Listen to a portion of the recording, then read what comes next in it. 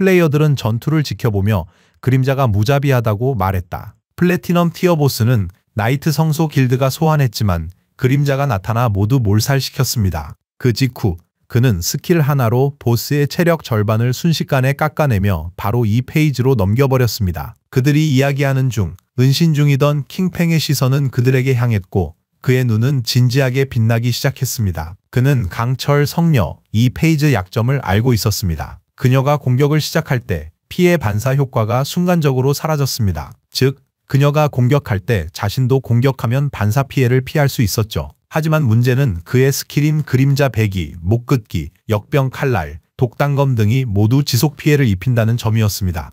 이 스킬들을 사용하면 반사 피해를 고스란히 입게 되며 현재 레벨에서는 즉사할 것이 분명했습니다. 이때 절벽에서 자신을 엿보던 플레이어들이 떠올랐고 킹팽은 이들을 이용하기로 결정합니다. 한 플레이어가 무슨 일인지 보겠다며 비켜달라고 말했습니다. 그가 바로 안컴이었죠. 그가 나타나자 다른 이들은 기쁨을 감추지 못했습니다. 안컴의 부하가 말하길 오랫동안 지켜봐서 보스 스킬은 이미 전부 외웠는데 몇 개 안 된다고 했습니다.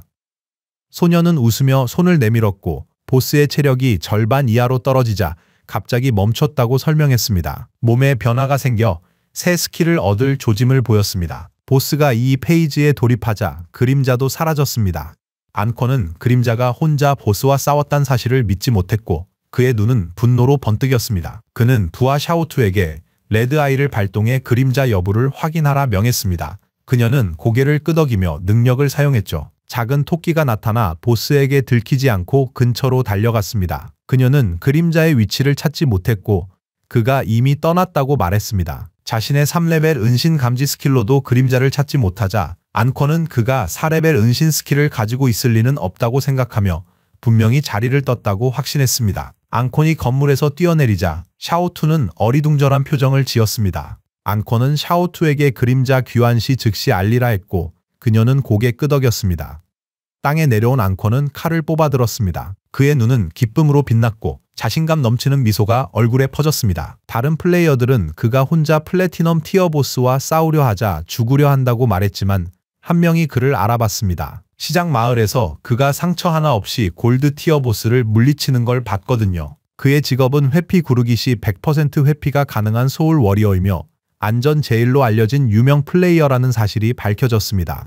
심지어 그는 엄청나게 빠른 반사신경으로 소울류 게임에서 세계적인 스트리머였다는 소문도 있었죠. 보스의 시선이 그에게 쏠렸고 칼날 같은 날카로운 팔로 공격했습니다. 다행히 안컴은 재빨리 반응해 공격을 아슬아슬하게 피했습니다. 보스는 에너지로 만들어진 팔을 들여서 안컴을 짓누르려 했고 이에 안컴은 다시 한번 구르기로 공격을 피했습니다. 보스가 안컴을 잡으려 하자 그는 다시 구르며 멀어졌습니다. 그의 부하들은 그의 놀라운 기술과 침착한 회피에 감탄하며 칭찬하기 시작했습니다. 그들은 그가 추가 공격의 유혹에 넘어가지 않는 절제력을 보여 그의 플레이가 천재적이라며 극찬했습니다. 한 부하는 웃으며 보스 공격을 완벽히 피하는 그가 정말 놀랍다고 했습니다.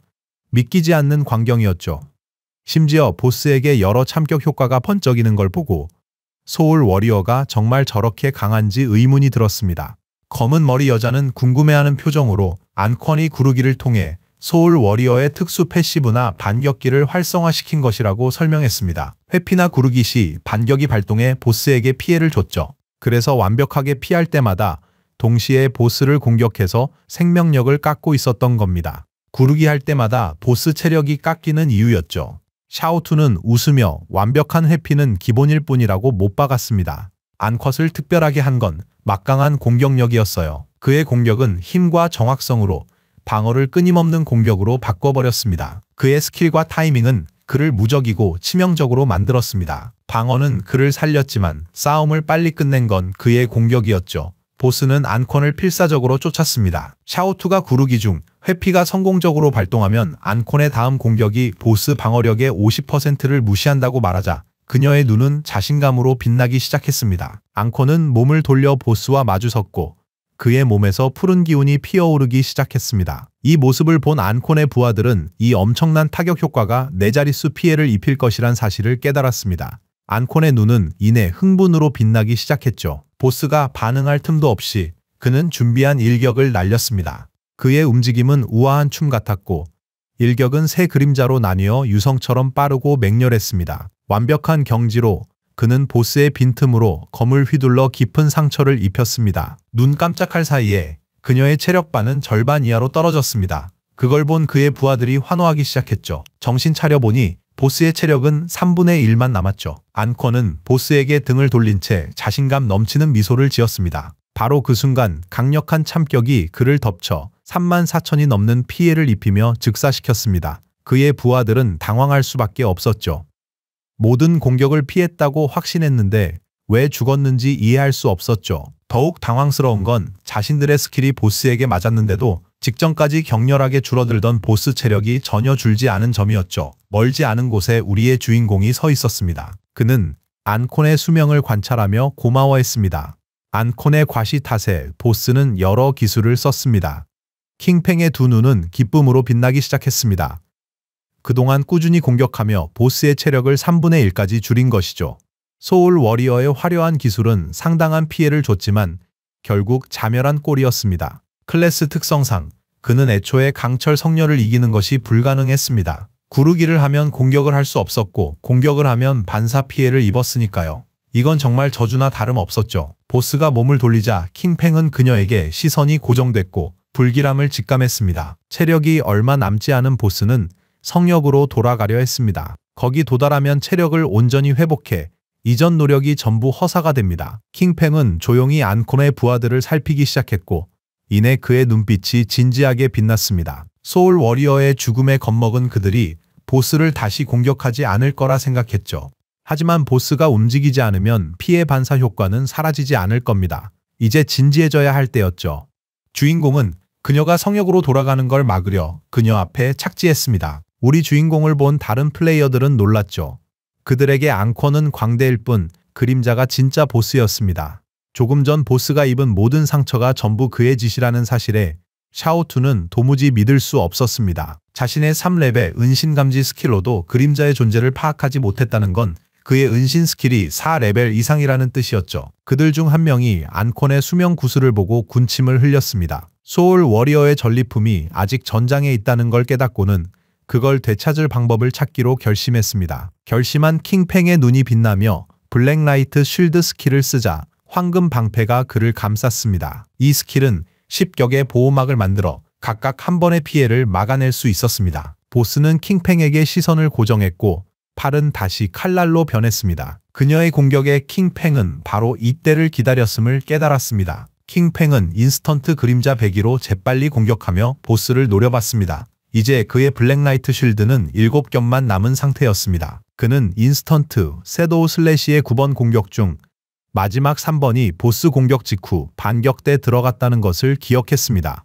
블랙라이트 쉴드가 아니었다면 그는 이미 죽었을 겁니다. 보스는 복부에 에너지를 모으기 시작하더니 뛰어올라 보라색 화염을 방출하기 시작했습니다. 주인공은 뒤로 물러섰죠. 이제 블랙라이트 쉴드는 남아있지 않았습니다. 보스는 사악하게 빛나는 눈으로 그를 노려보기 시작했습니다. 킹팽은 화염 방사기 피해가 너무 자주 들어오는 걸 깨달았죠. 회피율이 80%가 넘는데도 순식간에 쉴드 7겹이 전부 파괴된 겁니다. 만약 0.5초만 느렸어도 즉사했을 겁니다. 그가 한눈판 사이 다른 플레이어가 앙콘의 저울품을 챙기려 했지만 주인공이 독침을 던져 이마에 맞췄고 그 플레이어는 탈락했습니다. 킹팽은 자신의 전리품을 누구도 훔치지 못하게 할 거라고 분명히 했죠. 시스템은 우리의 주인공이 안전 제일로부터 거래 가능한 수명 612일과 거래 불가능한 수명 67년을 얻었다고 알려주었습니다. 또한 만개의 저주는 깨끗한 손발에게서 거래 가능한 수명 355일과 거래 불가능한 수명 20년을 흡수했었습니다.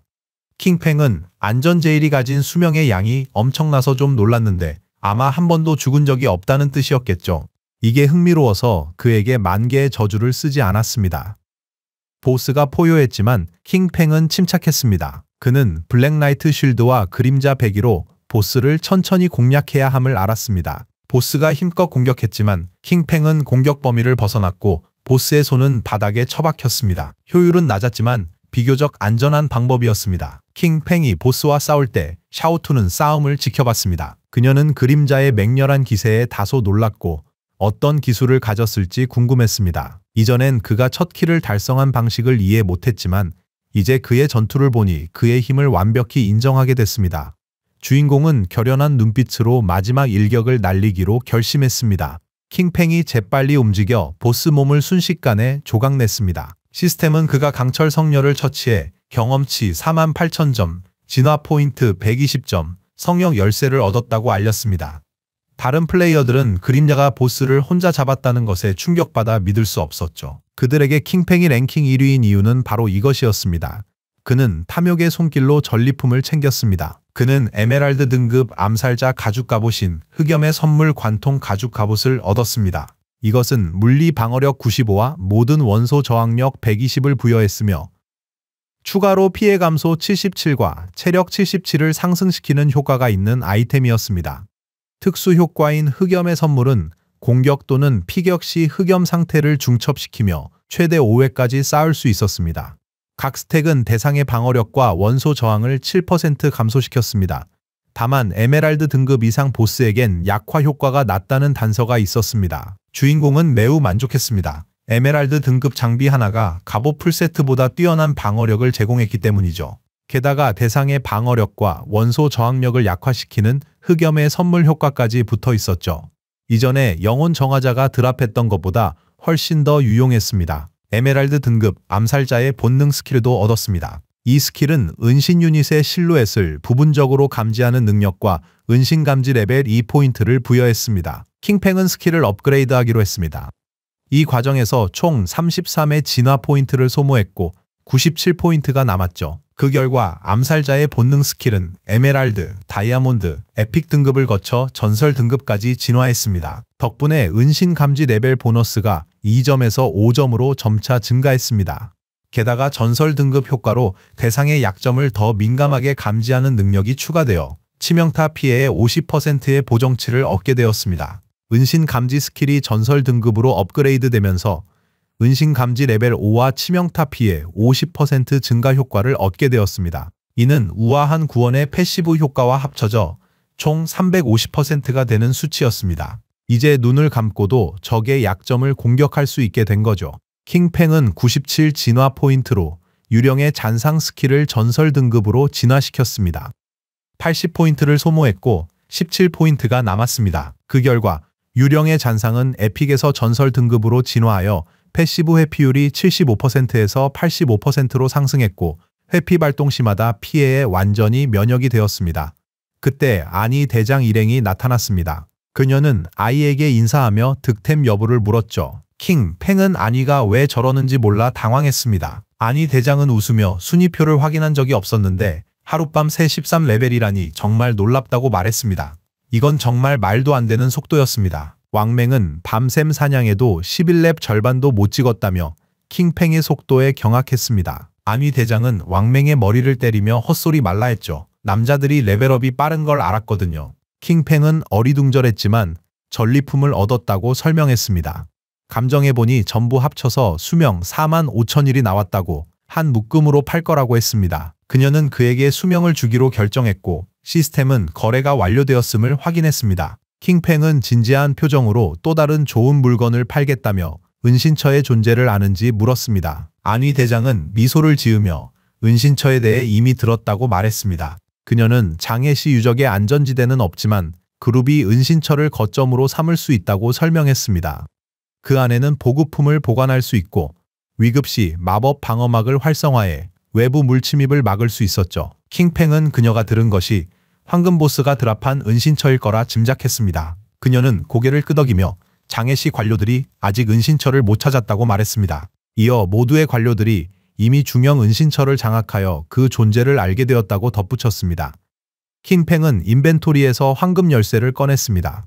이제 그녀가 은신처의 가치를 이해했으니 그는 방금 자신이 처치한 보스가 드랍한 성역 은신처 열쇠라고 밝혔습니다. 그는 이 은신처가 800m가 넘는 넓은 땅을 차지하고 있다고 알렸습니다. 그리고 돌아가서 제시할 가격을 논의한 다음 팔지 말지 결정하겠다고 제안했죠. 안유 대장과 왕멍은 충격에 빠졌습니다. 은신처가 클수록 방어 능력이 강하고 내부 기반 시설이 더 견고하다는 것을 알고 있었기 때문입니다. 800m나 되는 은신처는 장하이시 병력들 각자가 개인실을 가질 수 있도록 충분히 넓은 공간이었습니다. 그녀는 손을 내밀며 호기심 가득한 표정으로 이렇게 큰 은신처를 얼마에 팔 계획이냐고 물었습니다. 킹팽은 일단 돌아가서 제시할 가격을 논의해보라고 했습니다. 그는 전생에 이 은신처가 2000년에 수명에 팔렸다는 것을 알고 있었습니다. 만약 정부에 팔 수만 있다면 기존에 가지고 있던 수명과 합쳐서 자신의 모든 장비와 스킬, 레벨을 현실 세계로 가져올 수 있었습니다.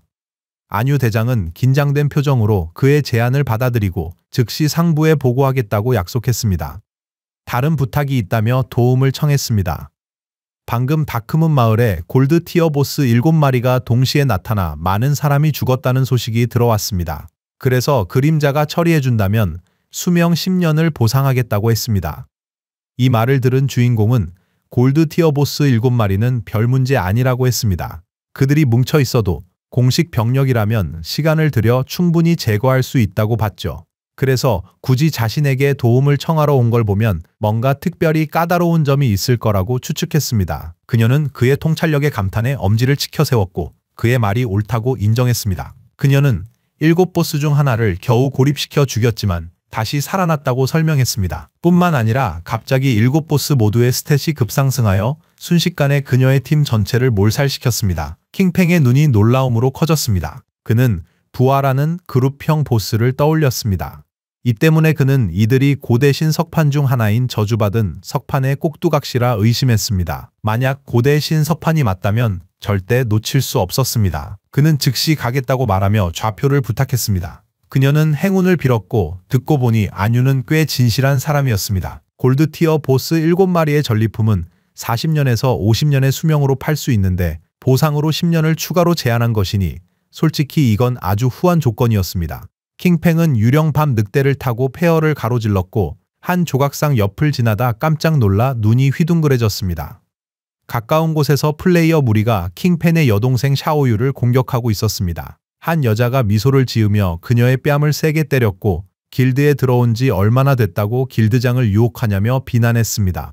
얼굴이 멍투성이가 된 샤오유는 울기 시작했습니다. 여자는 분노한 눈으로 경고임을 분명히 했습니다. 길드장에게서 떨어지지 않으면 예쁜 얼굴 망가뜨릴 거라며 샤오유를 계속 때렸죠. 건물 꼭대기에서 지켜보던 킹팽은 샤오유가 나이트 성소 길드에 들어간 후 내부 분쟁에 휘말렸다는 것을 깨달았습니다. 이런 권력 다툼은 그에게 낯설지 않았습니다. 하지만 전생에 그는 늘 샤오유의 문제를 해결해주곤 했어요. 그는 땅으로 내려와 그녀에게 그저 혼자 인생을 즐기라고 말했습니다. 샤오유는 너무 아파서 죽을 것 같다며 제발 때리지 말라고 울면서 빌기 시작했습니다. 하지만 여자들은 멈추지 않고 남자를 얼마나 홀리고 다녔는지 모를 거라며 죽여버리겠다고 욕설을 퍼부었습니다. 킹팽은 동상 안으로 들어섰습니다. 장하이시 폐허 중앙에 있는 거대한 동상 아래 시장 마을로 돌아갈 수 있는 비밀의 방이 있다는 것을 기억해냈죠. 이는 극소수만이 아는 정보였습니다. 그의 눈앞에 마법진이 펼쳐졌고 킹팽은 순간 이동이 결코 무료가 아니라는 사실을 잘 알고 있었습니다. 첫 이동에 수명 500일, 두 번째는 1000일, 세 번째는 2000일이 들었고 사용마다 2배가 되었습니다.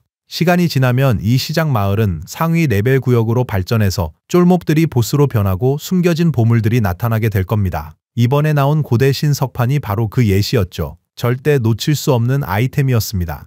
시스템은 버려진 신들의 땅, 다크문 마을로 순간이동할 것인지 물었습니다. 칭팽은 다크문 마을이 게임 후반에 나타나는 마을이며 전생에서는 들어본 적 없다는 것을 기억해냈습니다. 그는 망설임 없이 순간이동을 선택했습니다. 시스템은 수명 500일을 소모했고 킹팽은 다크문 마을로 순간이동했습니다. 이 마을은 서로 담소를 나누는 노인들로 가득했습니다. 킹팽은 이곳이 이렇게 활기찰 줄은 몰랐고 대부분이 노인이라 의아해하며 다소 놀랐습니다. 멀지 않은 곳에 플레이어 몇 명이 있었는데 그중 한 명이 할머니를 일으켜 세워주자 그녀는 안전구역으로 돌아와 안도했습니다. 플레이어들은 약속대로 할머니를 레벨 3까지 올려주었다고 상기시켰습니다. 이 과정에서 그녀는 72일의 수명을 얻었고 이제 그들에게 거래 가능한 수명만 주면 되었습니다. 할머니는 화를 내며 거절했고 레벨업을 도와주는 자선단체라면서 왜 돈을 원하냐고 물었습니다.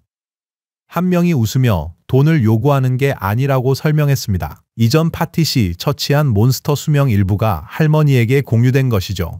다른 플레이어는 처음부터 약속했던 대로 그 몸만 주면 된다고 말했습니다. 할머니는 더욱 격분하여 대체 무슨 약속인지 모른다고 버럭 소리쳤습니다.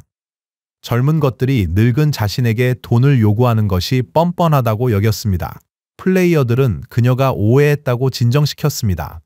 레벨업은 무료로 해드리고 몬스터가 드롭한 수명만 돌려달라고 했을 뿐이라고요. 파티를 맺지 않으면 수명이 공유되지 않을 뿐더러 경험치도 똑같이 얻을 수 없다고 분명히 밝혔습니다. 할머니는 자신에게 손대지 말라며 멍샤강 길드 사람들이 희롱한다고 비명을 지르기 시작했습니다. 그때 누군가 할머니를 뒤에서 붙잡아 땅에 던졌고 할머니와 플레이어 모두 당황했습니다. 킹팽이었죠. 그는 할머니 목을 잡고 살기띤 눈으로 단검을 뽑았습니다. 주인공은 망설임 없이 할머니를 끝장냈습니다. 이 광경을 본 두 플레이어는 어리둥절하며 충격에 빠졌습니다. 바닥에 수명 구슬이 나타났거든요. 주인공이 할머니 수명이 바닥에 떨어졌으니 가져가도 된다 말했죠. 플레이어들은 환호하며 자신들을 도운 고수가 누구인지 궁금해했습니다. 킹팽은 그저 작은 호의였다며 등을 보인 채 자리를 떠났습니다. 그러자 플레이어들은 수명을 주워 담았습니다. 72일이나 얻었다며 기뻐하고 주인공에게 고마워했습니다. 킹팽은 마을 내 전투 불가 규칙이 정말 불편했습니다.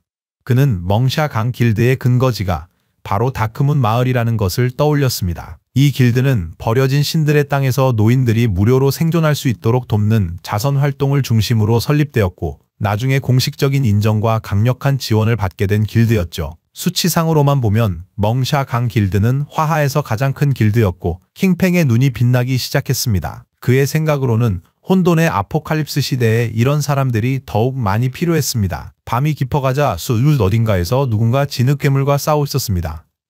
두 명의 마법사였죠. 한 명이 친구에게 낙뢰 마법을 써달라 부탁했고 친구는 지팡이를 충전하기 시작했습니다. 얼마 후 땅에서 솟아난 벼락이 몬스터를 강타했습니다. 파티의 검사는 이 기회를 놓치지 않고 괴물을 두 동강 냈습니다.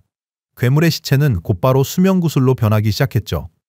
괴물을 물리친 그는 안도의 한숨을 내쉬었습니다. 여자는 그들을 향해 최고라고 극찬했습니다. 마더라는 플레이어는 다른 공략들을 잘 들으면 자신들도 작은 몬스터는 잡을 수 있다고 했습니다. 그들은 숲을 걷기 시작했고 남자는 예행에게 샤오이가 정말 나이트 성소 길드에 가입했는지 물었습니다. 길드 가입비가 엄청 비싸다고 들었기 때문이죠. 그녀는 고개를 끄덕이며 샤오이를 멍샤강 길드에 초대했다고 말했어요. 그녀는 진심 어린 눈빛으로 멍샤강 길드가 게임에 서툰 사람들이 서로 돕고 숙련된 플레이어들의 지도를 받는 자선 길드라고 설명했습니다. 하지만 샤오이는 가입하려 하지 않았죠. 다른 플레이어는 샤오이가 나이트 성소 길드의 도움으로 이미 10레벨이 된 것을 기억했습니다. 그녀는 이 길드 계약이 회원들을 3년 동안 묶어두고 일단 서명하면 그 기간 동안 노예나 다름없다고 덧붙였습니다. 소녀는 그들이 그녀를 10레벨까지 키웠더라도 그녀를 그저 도구로만 여길 뿐이라는 걸 알고 있었죠. 그 플레이어는 실력이 부족하면 자신들처럼 조용히 작은 몬스터를 처치하며 천천히 수명과 경험치를 쌓고 보스 몬스터를 만나면 지원을 요청한 뒤 후퇴하는 것이 가장 좋은 방법이라고 말했다. 얄야는 깊은 한숨을 쉬었다. 샤오이는 자기가 히든 클래스를 가졌으니 어쨌든 자기들보다는 강하고 특별하다고 믿는다는 걸 그녀도 알고 있었어. 그 순간 보이지 않는 화살비가 그들을 덮치기 시작했어. 그들은 반응할 틈도 없이 화살이 플레이어의 몸을 꿰뚫었고 1200의 HP를 깎아버렸습니다. 남자의 시신은 수명으로 변했죠. 그 남자는 얀얀의 아버지였고 얄얀은 당황했고 엄마는 울음을 터뜨렸어. 화살을 쏜 궁수는 스킬 한 방으로 순식간에 해치웠으니 미소를 지을 수밖에. 복면을 쓴 남자들은 멍샤강 길드 같은 보잘것없는 집단에 실력자가 있을 리 없다며 그만 헛소리 집어치우라고 했지. 실력 있는 플레이어가 저런 늙은이들을 데리고 다닐 리 없다며 모두 쓰레기라고 했죠. 그들은 웃으며 얀얀과 어머니에게 다가갔습니다. 궁수는 가지고 있는 수명을 모두 넘기라고 했고 얄야는 두려움을 느낄 수밖에 없었어. 그녀는 당국이 게임 내 살인을 공식적으로 금지했고 공격자들이 수배범이 될 위험을 감수하고 있음을 알았지. 궁수는 미소를 지으며 그녀에게 손가락질하기 시작했어. 당국 따위는 신경 쓰지 않는다는 태도였지. 잡담은 그만하고 수명 넘길 시간 3초를 줄게. 그러자 어머니 플레이어는 말을 따랐어. 하지만 얄야는 꿈쩍도 하지 않고 엄마에게 어림도 없다고 말했어. 그녀는 길드 채널에 빨리 지원을 요청하라고 했지. 이걸 본 궁수는 부하들에게 공격하라고 명령했어. 나이든 여자는 죽이고 젊은 여자는 재미로 살려두래. 복면 쓴 남자들이 달려들 때 늑대가 나타나 물어뜯었어. 얄야는 무슨 일이 일어나고 있는지 몰라 어리둥절했고 궁수의 눈에도 당혹감이 가득했지. 그가 숨을 고르기도 전에 누군가 재빨리 공격해 그의 목을 베어버렸어. 그건 바로 킹팽이었지.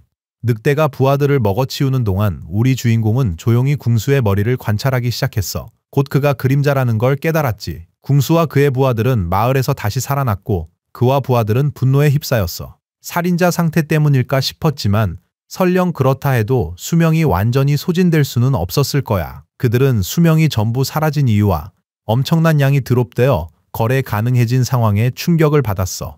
이대로 가다간 죽을 거라는 생각에 그들은 숲을 향해 달리기 시작했어. 수명을 얻으려면 몬스터를 빨리 잡아야 했어. 그 순간 기묘한 기운이 나타났고 곧이어 에너지검이 그들을 덮쳤어요. 그 기운에 몸이 마비되었죠. 그때 누군가 다가왔습니다. 돌아다니며 다른 플레이어들을 공격하다 결국 잡혔다는 걸 직감했지. 그들은 2명의 사제였어. 스킬북을 든 남자는 자신들이 공식 현상금 사냥꾼이라고 밝혔어. 이어서 법에 따라 당신들을 체포할 것이라며 현실 세계 정보를 제공하라고 요구했지. 다른 남자는 심각하게 그들을 노려보며 저항 시 즉시 수명을 끝낼 것이라고 분명히 경고했어. 다시 숲, 궁수의 시체에서 꽃이 피어나기 시작했어. 얀야는 기뻐하며 주인공에게 고마워했어요. 그의 도움 없이는 자신과 어머니가 큰일 났을 거라 여겼죠. 킹팽은 취알이 그리 대단한 줄 몰라 땅을 내려다봤어요. 착하고 용감한 게 친샤오이와는 완전히 달랐지. 둘이 어떻게 절친이 됐는지 모르겠지만 다행히 각자의 길을 갔어. 킹팽이 흔적도 없이 사라지자 얄량과 그녀의 어머니는 다소 혼란스러워했습니다. 얄량은 수명 구슬을 집어들었지만 아버지의 수명인지 알 수 없어 혼란스러웠습니다. 어머니는 다른 사람들이 어디 있는지 몰라 혼란스러웠습니다. 딸에게 그림자가 어떻게 사라졌는지 묻자 얄량은 모른다고 답했죠. 그녀가 아는 것은 그가 세계 최고의 그림자 보스라는 것뿐이었습니다. 숲속 다른 곳에는 또 다른 플레이어 그룹이 있었죠. 누 대장이 그림자가 몇 분 내로 올 거라고 했지만 벌써 30분 가까이 지나서 다들 뭘 하는 건지 궁금해했어요. 한 명이 호기심 가득한 얼굴로 그림자가 보스들을 무찌를 수 있을지 물었습니다. 다른 플레이어는 보스들이 부활 가능해서 힘들 것 같다고 답했습니다. 무한 부활하는 보스들을 상대로 임무를 수락하다니 정말 믿을 수 없다고 생각했습니다. 그 사이 투명 상태인 주인공이 지나갔고 킹팽은 그들에게서 멀어졌습니다. 고대신 석판은 장비에 긍정적, 부정적 효과를 하나씩 부여하는데 운이 좋으면 직업 특성까지 바꿀 수 있었습니다. 세계 랭킹 7위 플레이어가 이 석판 7개로 고대 신의 유령을 소환해서 전설급 보스를 파괴하는 걸 본 사람도 있었죠. 이 보스들은 은신 레벨이 매우 높아 투명해지기도 했고 근처를 지나던 플레이어들은 당한 줄도 모르고 처치당했습니다. 고대 신 석판으로 만들어진 그룹형 보스들은 독특한 시스템과 각각 다른 스킬을 가지고 있었습니다. 킹팽은 악에 찬 눈으로 서 있는 몬스터 여럿을 보았습니다. 때로는 이 보스들이 아주 높은 은신 레벨로 투명하게 변해 플레이어들은 무엇이 일어났는지도 모른 채 제거되곤 했습니다. 때로는 진짜 보스가 근처에 숨어있는 소환술사 마법사인 경우도 있었죠. 이런 경우 상대 보스는 계속 부활할 뿐이었죠. 현재까지 알려진 바로는 보스를 한 마리라도 죽이면 전부 부활하면서 중첩 가능한 광폭화 속성을 얻게 됩니다. 공식 정보에 따르면 한 마리만 죽여도 광폭 상태로 부활한다고 했죠. 하지만 전부 동시에 죽이면 어떻게 될까요? 그래도 부활할까요? 한번 시도해 볼만 했습니다. 킹팽은 먼저 신도의 펜던트를 장착하고 독실한 신도로 시험했습니다. 그는 독실한 신도를 소환했습니다. 신도는 보스들을 향해 돌진하여 공격했고 1400이 넘는 체력을 깎았습니다. 그러자 보스 중 하나의 눈이 분노로 빛나기 시작했습니다. 보스가 몸을 돌리자 독실한 신도의 몸이 곧 터져버렸습니다. 보스들은 불쌍한 신도에게는 관심도 없었죠. 킹팽은 보스들이 전부 10레벨임을 깨닫고 눈빛이 진지해졌습니다. 피해 반사 효과도 없고 능력치는 골드티어 보스보다 2배 정도만 강할 뿐이었죠. 그는 그림자 링 블레이드를 사용했어요. 기묘한 붉은 기운이 주변에 퍼지기 시작했습니다. 그때 킹팽이 독침을 사용했고 독침은 보스들의 목에 박혔습니다. 보스들의 시체가 사라지기 시작했습니다. 아이템이 드롭되지 않자 주인공은 당황했습니다. 그 순간 보스들이 합쳐져 훨씬 더 강력한 몬스터가 되었습니다. 거대한 보스는 킹팽을 향해 돌진했습니다. 그들을 동시에 제거한 것이 옳았고 다음 단계에 진입했음을 깨달은 그는 경계 태세에 들어섰습니다. 그때 거대한 보스 몸의 문자들이 눈에 띄었습니다. 보스가 공격했지만 주인공은 피했습니다. 그는 몸에 새겨진 문자가 고대 신의 문자임을 즉시 알았습니다. 재앙, 하늘, 고대, 투호, 우신, 바다. 그는 이 각각의 단어들을 해독하고 재조합했습니다. 마침내 보스의 진짜 이름이 재앙의 고대신 우투스임을 밝혀낼 수 있었습니다. 보스가 조금씩 다가오자 킹펑은 어떻게 공략해야 할지 몰라 혼란스러워했습니다. 문자 순서대로 보스 부위를 공격해야 하나 잠시 생각했습니다. 고대 신의 유적을 공략하고자 막대한 인력과 자원을 투자하며 고대 신의 문자를 연구했던 노력이 헛되지 않았기 때문입니다. 킹펑은 미끄러지듯 움직여 보스 다리의 문자를 공격했고 이어서 팔, 그리고 가슴의 문자를 공격했습니다. 그러자 보스의 몸에서 독이 뿜어져 나오기 시작하더니 입을 벌려 고통스럽게 포효했어요. 곧 몸이 무너지며 물속으로 떨어졌고 주인공은 영문을 알 수 없어 경계태세에 들어갔습니다. 관들이 물 위로 떠오르자 보스가 모습을 바꾸기 시작했습니다. 몸이 변이되더니 얼마 지나지 않아 몸에서 여러 마리의 몬스터가 나타나 울부짖기 시작했습니다. 킹펑은 관의 양각 문양이 몬스터들과 하나씩 일치함을 알아차렸습니다. 2단계에서는 각 관 근처에서 몬스터들을 처치해야 할 듯 했습니다. 고대 신의 석판도 이미 눈앞에 보였고요. 이제 최종 단계인 듯 했습니다. 몬스터들은 주인공에게 돌진하기 시작했습니다. 그는 굳건히 섰고 그의 눈은 결의로 빛났습니다. 주인공이 고대 신의 석판과 싸우는 지역 위로 까마귀 떼가 날기 시작하자 주변 플레이어들의 시선은 모두 그들에게 쏠렸습니다. 그들은 감지한 것이 지진인지 계곡의 움직임이 보스의 폭주를 알리는 신호인지 몰라 혼란스러우면서도 호기심을 느꼈습니다. 결국 직접 확인하러 가기로 했습니다. 팀 마법사가 궁금한 얼굴로 그림자가 어디냐고 물었습니다. 친구의 말에 따르면 그는 이 보스를 절대 이길 수 없기 때문에 아예 오지 않을 것이라고 했다. 파티의 검객은 눈이 휘둥그레져서 친구들에게 와서 보라고 했다. 그곳은 텅 비어 있었다. 킹펑도 보스도 흔적조차 없어 플레이어들은 충격을 받았다. 그들이 주변을 둘러보기 시작하자 땅이 갈라지고 있었다. 지진으로 보스가 죽은 건지 무슨 일이 벌어진 건지 의아했다. 아니 대장이 그림자가 이미 보스를 처리했으니 퇴각하라고 연락하자 플레이어들은 놀라움과 혼란으로 눈이 휘둥그레졌습니다. 그림자가 혼자서 보스를 해치웠다는 걸 믿을 수 없었던 겁니다. 관은 비어 있었고 사슬은 끊어져 있었습니다. 불과 얼마 전 그림자가 그 7보스를 이길지 의심했던 자신들을 떠올렸죠. 그런데 이제 10분도 채 되지 않아 킹펑이 온 줄도 모르는 사이에 모두 사라져버린 겁니다. 특히 보스는 부활하게 되어 있었는데 대체 어떻게 한 건지 의아했습니다. 그때서야 리더의 결정을 이해하기 시작했습니다. 한편 킹펑은 달빛 아래 석판을 든 채 걷고 있었습니다. 이번 수확이 꽤 좋았던 모양입니다. 그의 눈은 기쁨으로 빛났습니다. 그는 레벨 14로 레벨업했습니다. 7보스와 탐욕의 손 스킬 덕분에 그는 총 294 진화 포인트를 얻었습니다. 하지만 무엇보다 고대 신의 석판을 얻었다는 것이 가장 중요했죠. 작동 방식을 고려할 때 당국이 한 달 내 해독하긴 불가능하며 손실은 막대할 것이다. 그는 210 진화 포인트를 사용했고 이제 115포인트가 남았다. 그의 스킬 그림자 섬광배기가 에픽에서 레전더리로 진화하며 성능이 대폭 향상됐다. 전멸 범위는 40m로 은신 지속 시간은 15초로 늘어났고 재사용 대기 시간은 8.8초로 줄었다. 이제 스킬은 6m 범위에 9번의 배기 공격을 가했고 각 타격은 공격력 700을 추가했습니다. 가장 큰 변화는 새로운 효과가 생겼다는 겁니다. 이제 매번 배기 공격 시 최대 체력의 100%에 해당하는 보호막을 얻으며 9번까지 중첩되어 60초간 지속됩니다. 주인공은 자신감이 넘쳐 기분이 매우 좋았습니다. 이제 그림자 섬광 배기 9번 공격이 모두 적중하면 그의 유효 체력은 10배가 될 테니까요. 그 결과 실수할 여유가 엄청나게 커진 셈입니다. 그는 투명 상태로 주변을 걷기 시작했습니다.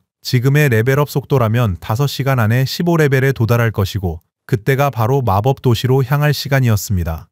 몇 시간 후 주인공은 폐허에 도착했습니다. 그곳의 여자들은 샤오유를 여전히 구타하며 거의 죽일 기세였습니다. 킹팸은 아직도 싸우는 그들을 보고 놀랐습니다. 여자들은 꽤 무자비했죠. 백발의 여자는 팔을 쭉 뻗으며 잠시 쉬기 시작했습니다. 그녀는 지쳐서 허리 통증을 호소했습니다. 친구는 너무 많이 때려서 손이 부었다며 화가 이만저만이 아니었습니다. 싸우느라 손에서 연기가 날 지경이라고 투덜거렸습니다. 샤오유에게 침을 뱉고는 오늘은 이쯤 하고 교훈이 되었으리라 생각했습니다. 온몸이 멍과 상처투성이인 샤오유는 몸을 일으켰습니다. 그녀는 울음을 멈출 수 없었습니다. 그녀에 따르면 모든 게 킹팽의 탓이었습니다. 분명 관계를 끊으라고 했는데 그는 여자의 말은 반대로 들어야 하는 걸 모르고 무시했습니다. 그녀는 마법 지팡이를 짚고 일어섰습니다. 다행히도 그녀는 밤에 성역과 계약을 체결했기에 향후 3년 동안은 생존에 대해 전혀 걱정할 필요가 없었습니다. 비록 수명의 50%를 포기해야 했지만 자신을 위해 남은 시간이 있으니 추행과 다른 사람들보다 더 빨리 성장할 수 있을 거예요. 그녀는 대상의 생명력을 모두 회복시키는 신성치유 스킬을 썼어요. 그녀는 자신이 더 강해지면 자신을 깔보았던 모든 이들을 절대 가만두지 않겠다고 단단히 다짐했습니다. 킹펜도 그 미친 여자들도 빠져나가지 못해 놀랍게도 그 주문은 보이지 않는 킹팽을 치유하기 시작했습니다. 불쌍한 샤오유는 또 시전에 실패했다고 생각하며 땅바닥에 주저앉았고 치유 마법이 어디로 갔는지 의아해했습니다. 같은 시각 매직시티 페어에서 여러 플레이어가 바이보스와 맞섰습니다. 보스가 공격해왔지만 파티의 탱커가 방패로 공격을 막아냈죠. 멀지 않은 곳에서 세 플레이어가 숨어 싸움을 지켜보고 있었고 그중 창스스도 있었습니다. 그녀 말로는 보스 하나에 18명이나 와서 싸우지도 못하는 걸 보니 다샤 길드원들은 정말 약했다고 합니다. 친구는 윙크하며 그런 말을 하지 말라고 했습니다. 자기들을 위해 열심히 일하고 있으니 감사해야 한다고요. 그녀는 그에게 키스하며 예의 바르다고 웃어넘겼지만 다샤 길드원들의 공격력이 낮아 골드보스 하나 잡는데 한참 걸린다고 했습니다. 플레이어들이 계속 공격하자 보스 체력은 이미 절반 이하로 떨어졌어요. 신이 난 팀의 마법사는 모두에게 마지막 일격을 위해 전력을 다하자고 독려했어요. 이제 보스의 체력이 얼마 남지 않았으니 말이죠. 바로 그 순간 창이 그의 가슴을 꿰뚫었고 그는 즉사하여 시체는 수명으로 변했습니다. 그를 죽인 것은 시시왕의 부하였습니다. 그는 웃으며 약골들을 제물로 바친 것에 고마워했습니다. 이를 파악한 플레이어들은 다샤의 의문스런 여성들과 외국인으로 구성된 스페이드갱 도적단을 마주했다는 사실에 경악했습니다. 자기 민족을 학살하려 외부인을 끌어들이는 짐승 같은 자들을 이해할 수 없었습니다. 그들이 돌격하자 우두머리는 부하들에게 겁내지 말고 일제히 공격하라 말했습니다. 상대는 소수였으니까요. 그들이 저항하려 하자 시시왕은 다샤의 모든 돼지를 학살하고 죽을 준비를 하라고 경고했습니다. 그녀의 부하가 쌍망치를 꺼내 들고 4명 천둥이라는 스킬을 사용하자 작은 지진이 일어나 플레이어들이 땅에 갇히게 되었습니다. 그녀는 단검을 뽑아 순식간에 플레이어들을 처치했습니다. 그녀는 비웃을 수밖에 없었죠. 그녀에겐 다샤 남자들은 쓸모없는 멍청이였으니까요. 대하국 당국이 이미 정보를 보고했다는 사실을 깨닫자 그녀의 눈이 아기로 빛나기 시작했습니다. 하지만 그녀는 대하국 전체가 오물투성이 쓰레기장일 뿐이라 여겼기에 그런 건 무용지물이었습니다. 그녀의 친구는 자신들은 평범한 플레이어라 자본을 등에 업은 그들을 이길 수 없다고 했습니다. 시체들이 수명구슬로 변하는 동안 그녀는 자신들의 정체가 탄로나진 않았지만 안전을 위해 최대한 빨리 대하국을 떠나 북미로 가야 한다고 설명했습니다.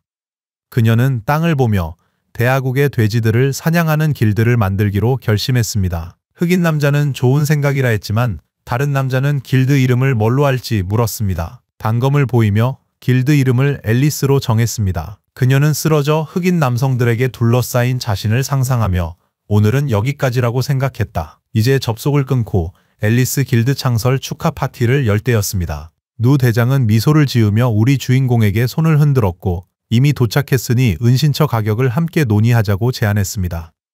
킹펑이 가격을 묻자 그녀는 1,500이라 답했어요. 주인공이 보기엔 너무 낮았죠. 누 대장은 1,500이 너무 낮은 가격이라는 걸 안다며 치열하게 논쟁해서 사장님을 설득해 가격을 2,000까지 올렸다고 말했습니다. 킹펑은 페어 중앙 조각상을 대가로 거래에 동의했습니다. 그는 누의 영리함을 알았지만 낮은 가격을 제시하려 했죠. 얼마 후 주인공은 조각상에 도착해 누 대장과 기사들을 보았습니다. 그녀는 얼굴을 붉히며 웃으면서 자신에게 수명이 너무 많아서 상부에서 안심하지 못하고 호위병을 붙여줬다고 말했습니다. 킹펑의 눈이 진지하게 빛나기 시작했습니다. 당국은 그의 실력을 모르고 겨우 한두 가지 기술만 알아서 별거 아니라고 생각했습니다. 킹펑이 열쇠를 건네자 시스템은 거래가 성공적으로 완료되었다고 알려줬습니다. 그는 교회 성소 은신처 열쇠를 잃고 그 대가로 거래 가능한 수명 2,000년을 얻었습니다. 거래를 마친 킹펑은 떠나기로 했고 누 대장은 그에게 작별 인사를 건넸습니다. 기사들은 그녀가 겨우 이것 때문에 수명 2,000년을 내는 것에 혼란스러워했습니다. 그녀는 그들에게 자신들을 이해 못한다고 설명했습니다. 이 은신처는 수백, 수천 명을 수용할 수 있었고 그림자 외엔 아무도 선뜻 내어주지 않았죠. 누에게 받은 시기적절한 수명은 완벽한 선물이었어요. 마법 도시로 가기 전 완벽히 준비할 수 있었죠. 킹펑은 곧바로 얻은 수명을 투자하여 활용했습니다. 15레벨 달성에 71.2년을 소모했습니다. 그 후 그는 새로운 스킬들을 얻었습니다. 신화 등급 스킬인 축복받은 해방은 161.7년에, 전설 등급 스킬인 암살자의 본능은 71.12년에 획득했습니다. 그리고 서사 등급 스킬 3가지인 그림자 고리 칼날, 고요한 은신, 암흑의 시간은 각각 36.35년에 얻게 되었습니다. 나머지는 23.71년, 34.65년입니다. 마지막으로 아이템 마운트 벨에 113.89년을 사용했다. 장비를 제외하면 스킬과 레벨을 포함한 모든 것이 완전히 동기화되었습니다. 이제 현실 세계에서의 그의 힘은 게임 속과 거의 같아졌다. 시스템은 허기가 90%에 도달했음을 알렸다. 오랫동안 먹지 못해 허기를 달래기 위해 접속을 먼저 끊기로 했습니다. 게임 접속을 끄는 킹팽은 호의로운 호텔 철창 안에서 깨어났고 남자들은 그가 깨어난 것을 눈치챘죠. 그들은 무기를 들고 수명을 내놓지 않으면 다른 투숙객들처럼 될 거라며 협박했습니다. 그들 중 한 명은 종말이 좋다고 조롱하며 원하는 사람을 죽일 수 있다 했고 킹팽은 그들을 날카로운 눈빛으로 응시했습니다. 이 모습을 본 한 남자가 격분하여 빨리 수명을 내놓으라고 다그쳤습니다. 다른 남자가 두목에게 죽이게 해달라고 애원했다. 방망이를 든 남자는 킹팽이 너무 두려워 마비된 줄 알고 그냥 죽이는 편이 낫다고 판단했습니다. 숨을 고르기도 전 이상한 기운이 공기 중에 퍼졌습니다.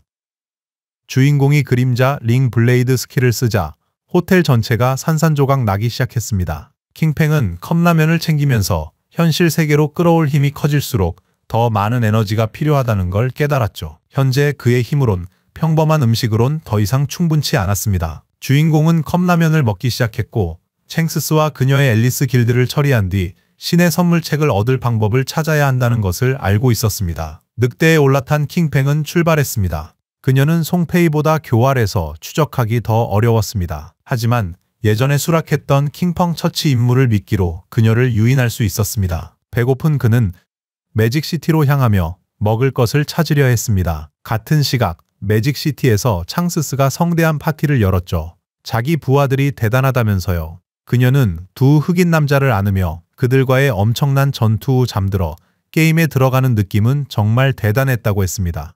남자들은 그녀의 스킬이 타의 추종을 불허한다며 칭찬했고 웃으며 그녀를 아나무인이라 불렀습니다. 그때 한 부하가 그림자로부터 메시지를 받았다고 전했습니다. 진풍은 죽었고 현실 매직시티에서 만나자고 말했습니다. 그가 진풍의 머리를 가져오면 잔금을 받을 거고 현실에서 그림자를 만나는 건 위험하다고 생각했죠. 그녀는 직접 만날 필요는 없고 사진만 보내달라고 말했습니다. 부하가 말하길 그림자는 당국에 추적당할까봐 핸드폰을 사용하지 않는다고 했습니다. 그녀는 그림자가 당국에 적대적인 것을 보고 미소 지을 수밖에 없었습니다. 요즘 들어 그들의 박해가 더욱 심해졌습니다.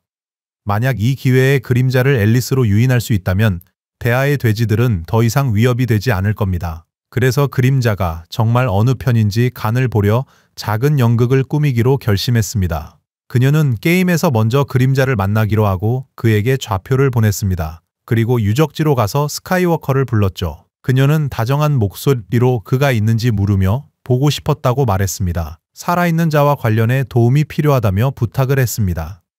킹팽은 앉아 명상 중이었습니다. 그는 움직이지 않으면 영구적으로 은신 상태를 유지하는 사일런트 은폐 스킬을 사용하고 있었습니다. 게임에서 만나자고 하는 걸 보고 킹팽은 챙스스가 영리하다 생각했습니다. 좌표의 스펙터 아카데미는 그와 멀지 않았습니다. 그는 게임에 접속해서 그녀가 무슨 속셈인지 알아보기로 했습니다. 몇 시간 뒤 킹팽은 마법도시 페어의 유령 사관학교로 향했다. 킹팽은 투명 상태로 탈 것에서 내렸습니다. 바로 그때 정부 요원 몇 명이 챙스스 앞에 나타났습니다. 당국이 스페이드 갱단 위치를 파악했고 그녀의 신원이 스페이드 에이스임을 확인했으니 즉시 저항을 멈추고 투항하라고 알렸죠. 그렇지 않으면 무력을 사용할 수밖에 없다고. 그녀는 미소를 지으며 튼싱젠에게 돌아가서 부하들에게 똑똑히 기억하라고 전하라고 했다. 이제 스페이드 갱단이 아니라 앨리스 길드라고.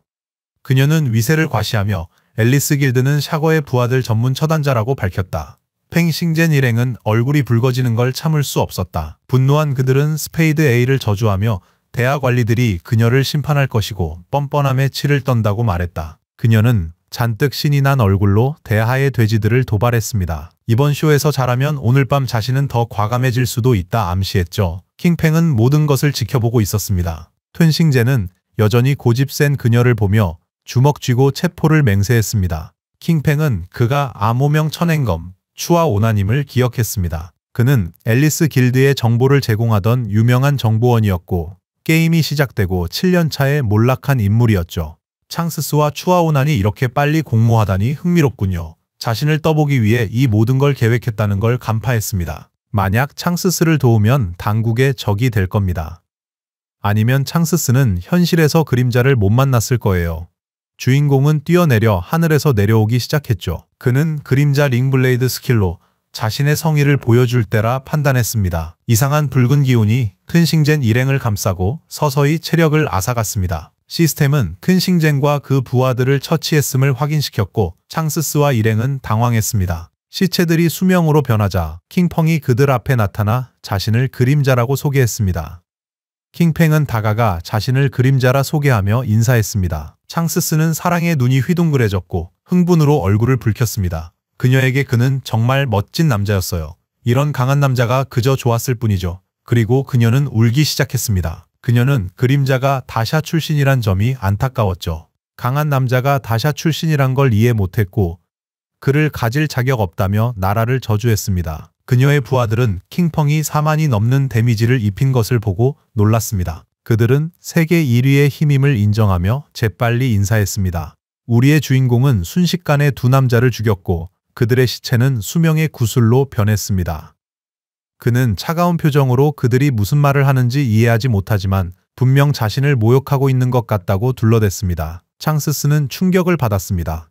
그녀는 욕한 게 아니라 인사했을 뿐이라고 해명했습니다. 킹펑은 어리석은 척하며 사과하고는 앞으로 오해를 피하려면 이곳에선 다시아 언어를 쓰는 게 좋겠다고 추천합니다. 주인공은 이제 거래를 시작할 때라고 생각했지만 그 전에 그녀에게 옷부터 입으라고 명령했죠. 그녀는 웃으며 가슴을 가린 채 킹펑의 머리에 대해 물었어요. 속으론 그림자를 괴짜라고 여겼지만 정말 좋아했어요. 그림자는 킹펑의 머리를 갖고 있다고 말했습니다. 게임 안으로 가져올 수는 없지만 원한다면 현실에서 보여줄 수는 있다고 설명했습니다. 창스스는 시스템 창을 열어 자신감 넘치는 표정으로 그를 믿기로 했죠. 그녀는 그림자의 힘을 받기에 그가 거짓말할 리 없다고 믿었어요. 그림자는 거래 가능한 수명 1500일을 얻었습니다. 주인공이 떠나려 하자 그녀가 기다려달라고 부탁했습니다. 그녀는 웃으며 그에겐 실력이, 자신에겐 돈이 있으니 장기적 협력을 제안했죠. 그녀는 새로운 암살 목표가 생겼다며 관심이 있다면 바로 오늘 밤 자신의 집으로 오라고 초대했습니다. 혀를 내밀고 얼굴을 붉히며 그가 필요한 건 뭐든지 해주겠다고 약속했습니다. 주인공은 호기심이 생겨 암살 목표가 누구인지, 보수는 얼마인지 물어봅니다. 게임에서 로그아웃하며 직접 만나 얘기하자고 제안했죠. 보수는 이번보다 몇 배는 더 넉넉할 것이며 오늘 밤 매직시티 항구에서 기다리겠다고 합니다. 킹펑은 항구에 있는 그녀의 장소가 요트일 수도 있겠다는 생각에 진지해집니다. 같은 시각, 동상 근처에서 튼싱젠과 부하들이 움직입니다. 그는 그림자가 당국을 배신할 것을 알고 욕하며 분노했습니다. 그러나 그에게는 성공이나 다름없었죠. 창시씨가 그림자와 동맹을 맺는 데 성공했으니까요. 그는 강해시의 바보들이 그림자와 끊임없이 대립했던 것에 책임져야 함을 깨달았습니다. 이어서 그는 린칭위에게 곧 작전이 있을 수 있으니 모두의 수명을 먼저 수집하라고 지시했습니다. 백발의 린칭위는 고개를 끄덕였죠. 그녀의 게임 닉네임은 늦은 밤 이슬비였습니다. 그녀는 그림자가 블랙 에이스와 동맹 맺었을 가능성도 고려했어요. 이게 사실이라면 죽음을 각오하고서라도 그림자를 제거해야만 했습니다. 그녀는 자신의 손을 바라보며 생각에 잠겼습니다. 그녀는 자신과 그림자의 격차가 크다는 것을 알았습니다. 그의 그림자조차 못 본 채 모든 것이 끝났죠. 몇 시간 후 한밤중에 후드를 쓴 남자가 챙스스의 요트에 도착했습니다. 그는 자신을 그림자라 소개했고 스페이드 A를 찾으러 왔다고 말했죠. 그림자가 도착한 것을 본 경비병들은 그를 알아봤습니다. 그들은 그를 기다리며 출항 준비가 되었다고 말하며 승선을 권했지만 그림자는 침묵했습니다. 밤이 깊었고 요트는 도심에서 먼 바다 한가운데를 항해 중이었습니다. 그림자가 한눈 파는 사이 챙스스가 와인잔을 들고 나타났죠. 우아한 붉은 드레스를 입은 그녀는 드디어 만났다며 그에게 잔을 건넵니다. 현실에서도 그리 신비로울 줄은 몰랐죠. 그림자는 곧바로 누구를 죽일지 물었습니다. 그녀는 그림자에게 다가가 짓궂게 웃으며 본론은 재미없다고 말했습니다. 이렇게 아름다운 밤, 좋은 사람과 함께 있는데 지루한 얘기는 나중에 하자고 제안하죠. 대신 함께 보내는 멋진 저녁을 위해 술 한 잔을 권했습니다. 그림자는 와인잔을 받아 잠시도 망설임 없이 한 모금 마셨습니다. 창시 씨는 기분이 매우 좋아했고 얼마 후 그림자는 소파에 앉았습니다. 창시 씨는 그의 옆에 앉아 팔짱을 끼고는 벌써 약효가 도냐며 미소를 지었습니다. 그 술에는 자신의 특별한 비법이 담겨 있다고 밝혔죠. 그녀는 흥분했고 이 술을 마시면 누구든 명령에 복종할 것이라 밝혔습니다. 그녀는 상상대로 그림자 역시 결국 한 남자일 뿐이라며 희열에 잠겼습니다. 하지만 강력한 반응을 본 그녀의 흥분은 경악으로 변했습니다. 그녀는 침을 흘리며 그림자 앞에 앉아 편히 즐기라 말한 뒤 자신의 계획을 설명했습니다. 둘은 파도의 정점에 다다르면 그녀는 후드를 벗어 그의 얼굴을 선명히 보려 했습니다. 그가 엄청나게 잘생겼을 거라 확신했지만 지금은 미스터리를 지키고 싶었죠. 그녀는 대하에 이렇게 엄청난 남자가 있었다니 왜 그가 그림자인지 알겠다며 그림자와의 시간을 즐기기 시작했습니다. 믿을 수 없는 경험에 그녀는 뜨거운 열기에 휩싸였습니다. 온몸을 집어삼키는 뜨거운 열기에 그녀는 준비됐으니 어서 나오라고 그를 재촉하며 마침내 절정에 다다랐습니다. 그 순간 그림자의 몸에서 녹색 불꽃이 솟구쳐 올라 창시 씨를 불태워버렸습니다. 불인가 싶을 정도의 뜨거움에 그녀는 충격에 빠졌습니다. 그녀 옆에 누군가 나타나 목에 걸린 보호 펜던트를 움켜쥐었습니다. 그녀가 목숨을 살린 좋은 아이템을 가졌을 거라 예상치 못했습니다. 그것은 골드 등급의 만능 액세서리인 보호의 수정 펜던트였습니다. 300초마다 착용자에게 피해 면역 보호막을 제공하는 고유한 효과를 가지고 있었죠. 숨막히는 기운과 상대를 꿰뚫어보는 듯한 눈빛을 뿜어내는 그는 바로 친펑이었습니다. 그가 그녀를 쳐다보자 창시 씨는 충격을 받았습니다. 그림자에게 죽은 줄 알았는데 그가 여기 있다니 의아해했죠. 주인공은 진실을 밝히기로 결심합니다. 단 하나의 이유, 자신이 그림자라는 걸요. 그녀는 소파의 그림자로 추정되는 남자에게서 멀어졌고 눈이 공포에 질려 커졌습니다. 후드를 쓴 남자는 주인공이 자신을 흉내내라고 소환한 독실한 추종자였습니다. 그는 창시 씨와 재미있게 놀아서 매우 기뻐했습니다. 이전에 아나무인 창시 씨는 이제 진봉 앞에 무릎을 꿇고 머리를 조아렸습니다. 그녀는 잘못을 인정하며 목숨을 애원했어요. 자신의 모든 수명을 바치고 그의 노예가 될 테니 마음대로 처분하라고 말했죠. 진봉은 그녀와 함께 있던 외국인 5명에 대해 물었습니다. 눈물 어린 눈으로 그녀는 아빠에게 정보를 주는 대가로 자신을 풀어달라고 강아지처럼 애원했습니다. 말을 끝내기도 전에 진봉이 그녀의 목을 꺾었고 그녀가 고통스러워하는 동안 핸드폰을 빼앗아 요트에 5명이 없다는 걸 알았습니다. 진봉은 거래 가능한 수명 659년을 얻었습니다. 한 번에 모두 잡고 싶었지만 아쉬움이 남았습니다. 그는 우선 창시 씨의 핸드폰으로 당국에 신고하기로 했습니다. 창시 씨 요트에서 얼마 안 가 경찰 보트들이 빠르게 접근했습니다. 요트에서 대규모 살인 사건이 신고되었는데 희생자 중 한 명은 첸그룹 회장의 상속녀였습니다. 제보자에 따르면 범인이 사용한 스킬이 게임 속 그림자의 스킬과 매우 유사하여 그의 신원이 거의 확실시되었습니다. 수사팀은 즉시 범죄 현장으로 파견되었고 보트에는 吞싱젠도 타고 있었습니다. 그는 그림자가 무법자라는 것을 알았죠. 그는 이 무자비한 살인이 자국법에 대한 정면 도전이라고 생각했습니다. 배에 오르면 시체의 수색 스킬을 사용하고 그림자의 위치가 확인되는 즉시 총력을 다해 발포하여 목표를 제거할 계획이었습니다. 그는 반드시 시시에 복수를 하리라 다짐했습니다. 경찰 보트들은 순식간에 요트를 포위했고 창시 씨의 시신부터 조사하기 시작했습니다. 1차 부검 결과 사망 원인은 경추골절로 확인되었습니다. 입안에선 미확인 DNA 샘플과 화상 흔적이 발견됐습니다. 吞싱제는 그림자를 저주했습니다. 살해에 더해 시신을 모욕했기 때문입니다. 그는 시신에 손을 대고 죽은 자의 마지막 말 스킬을 썼습니다. 시신에 접촉하면 5분 동안 살인자의 위치를 파악할 수 있는 스킬이었습니다. 나 톤싱젠 쿠아우나는 반드시 범인을 정의의 심판대에 세우겠다고 맹세했습니다. 그의 눈이 휘둥그레졌습니다. 그는 경계하며 권총을 뽑고 그림자가 근처에 있으니 조심하라고 경고했습니다. 이어서 6시 방향으로 총 공격을 명령했습니다. 그가 몸을 돌리려는 순간 독다트가 그의 머리를 꿰뚫었고 모두 충격을 받았습니다. 그의 시신은 창시시 옆에 쓰러졌지만 린칭이는 평정심을 유지했습니다. 결의에 찬 표정으로 그녀는 그룹 방패를 소환하고 총을 쏘기 시작했습니다. 그림자가 수사관을 살해했다고 비난하며 그렇게 당국과 척지려는 것이냐고 물었습니다. 칭펑은 그들에게 긴장할 필요 없다고 말했습니다. 그가 쿠아오난을 죽인 이유는 그가 이익을 대가로 창시 씨에게 공식 정보를 유출한 배신자였기 때문이라고 설명했습니다. 증거는 자신의 휴대폰에 있을 거라며 철저하게 조사해보라고 말했습니다. 경찰관 한 명이 쿠아오난의 휴대폰을 켜서 확인했습니다.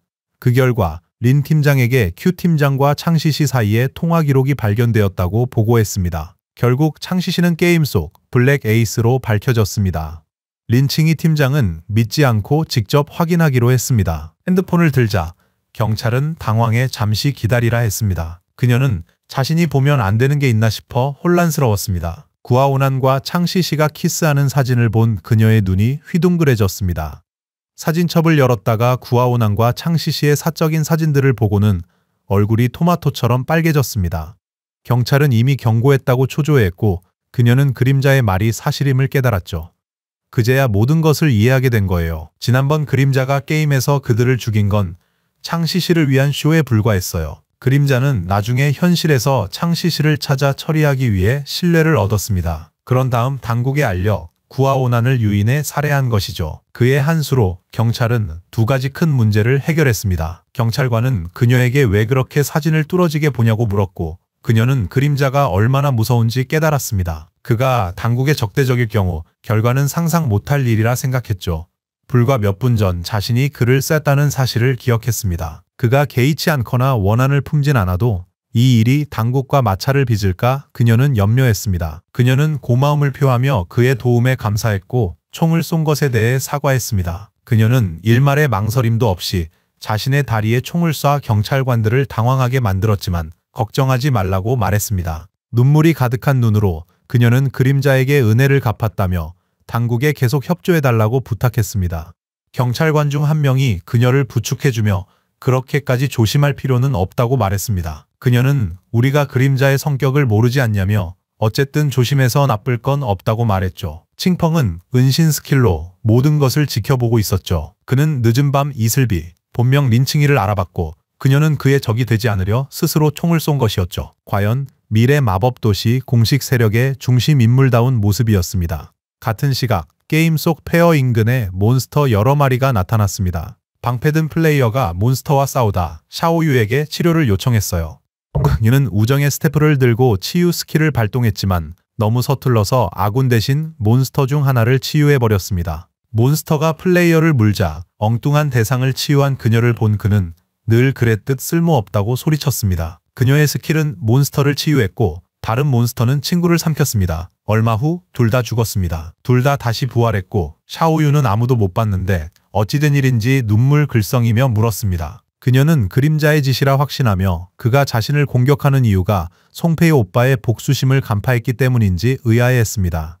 그는 그녀의 머리를 때리며 멍청이라 했고 그림자가 왜 널 공격하겠냐고 물었습니다. 그는 자신들이 플래티넘 보스 목 없는 암살자 샤로에게 전멸당했다고 설명하며 시스템 알림조차 확인하지 못했는지 물었습니다. 샤오유는 머리에 혹이나 화난 표정을 지었습니다. 그녀의 힐 스킬 오작동으로 보스가 도발됐다고 남자가 말했습니다. 만약 길드장이 그녀를 또 자기 팀에 배정하면 그 자리에서 자살하겠다고 맹세했죠. 그 순간 보스가 다가왔고 남자는 당황했습니다. 몸에서 이상한 기운이 뿜어져 나오는 것을 본 남자는 보스가 쫓아온 것을 깨닫고 샤오유에게 등을 돌린 채 달아나기 시작했습니다. 샤오유는 상황이 좋지 않음을 깨닫고 눈이 공포에 질려 커졌습니다.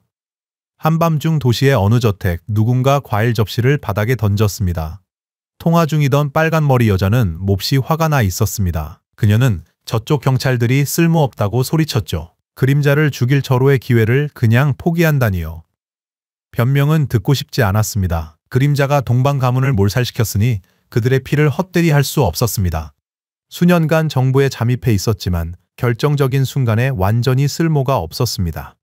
그녀는 그림자가 저지른 일에 어떤 대가를 치르든 책임을 져야 한다고 요구했어요. 그 뒤엔 채찍 든 소년이 있었죠. 그녀는 그림자가 그의 장인을 죽였으니 왜 망설이냐고 물었습니다. 소년 뒤에는 악과 자신감에 찬 눈빛에 부상당한 여인이 있었죠. 소녀는 어머니에게 그림자를 죽일 계획이 있음을 밝혔다. 어머니는 호기심을 느끼며 아들 난티안에게 계획이 무엇인지 물었습니다. 그 저주받은 게임은 18세 이상 성인만 들어갈 수 있고 그는 아직 들어갈 수 없다고 상기시키면서 말이죠. 난티안의 눈이 자신감으로 빛나기 시작했습니다.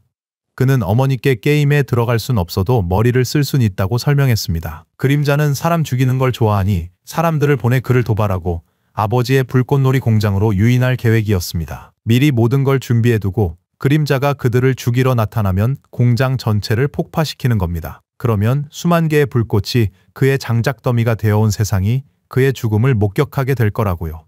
계획이 실패해도 그림자가 우릴 추적할 방법은 없을 거예요. 엄마는 미소를 지으며 그를 창조한 자신들의 솜씨가 나쁘지 않았다고 생각했어요. 그녀는 추를 보며 아들이 너보다 낫다고 쏘아붙였습니다. 추는 반대 없이 이 일을 비밀로 하자고 했습니다. 그림자에 대한 공식 입장은 여전히 그의 환심을 사는 데 집중했고 게다가 형제들도 이를 지지하지 않았을 겁니다. 이 말을 들은 어머니는 전화를 끊고 직접 처리하기로 마음먹었습니다. 그녀는 아들에게 다가가 묶여있는 여인을 유심히 살펴보며 왜 자꾸 자신의 수명을 내놓지 않는지 물었어요. 난티아는 사과하며 뺨을 만지더니 얼굴을 붉히며 순간 통제력을 잃고 실수로 그녀를 죽였다고 실토했습니다. 같은 시각 저주받은 게임 속 마법 도시의 폐허에서 샤오유와 그녀의 친구를 쫓던 보스가 빠르게 공격해왔습니다. 그들이 미처 빠져나가기 전에 보스는 천둥처럼 움직여 그들을 갈기갈기 찢고 즉사시켰습니다. 샤오유는 충격에 빠졌고 이 보스의 속도를 믿을 수 없었죠. 얼마 지나지 않아 그들의 시신은 수명 구슬로 변했습니다. 근처에 있던 플레이어들이 갑자기 죽는 것을 보고 즉시 반응했습니다. 그들은 보이지 않는 누군가에게 즉사당했고 그것이 그림자 소행임을 깨달았습니다.